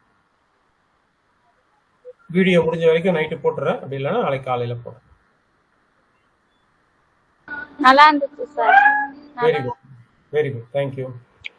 சிறப்புங்க சார், நல்லா இருந்தது. தேங்க்யூ. Class okay, thank you. நீங்க ஏதாவது கேள்வி கேட்டீங்க, பட் டிஸ்டர்பன்ஸ்னால கேட்கல. ஏதாவது டவுட் இருந்ததுன்னா அப்புறம் கூப்பிடுங்க. ரொம்ப நல்லாதுங்க. Okay sir, thank you sir. Thank you sir. தேங்க்யூமா, thank you sir. Thank you sir. Sir ரொம்ப அருமை சார் கிளாஸ். உங்களை எங்களுக்கு இன்ட்ரோடியூஸ் பண்ண பிரியா மேடமுக்கு தான், பத்மா மேடமுக்கு தான் நன்றி சொல்லணும் சார். அருமை அருமை. ஓகே, ஒரு கால் பண்ணி சொல்லிடுங்க, உங்களுக்கு சொல்லிடுங்க. தேங்க்யூ. நன்றி. ஹேமலதா மேடம், உங்களுக்கு நன்றி இவரை அறிமுகப்படுத்தினதுக்கு. ஓ, தேங்க்யூ.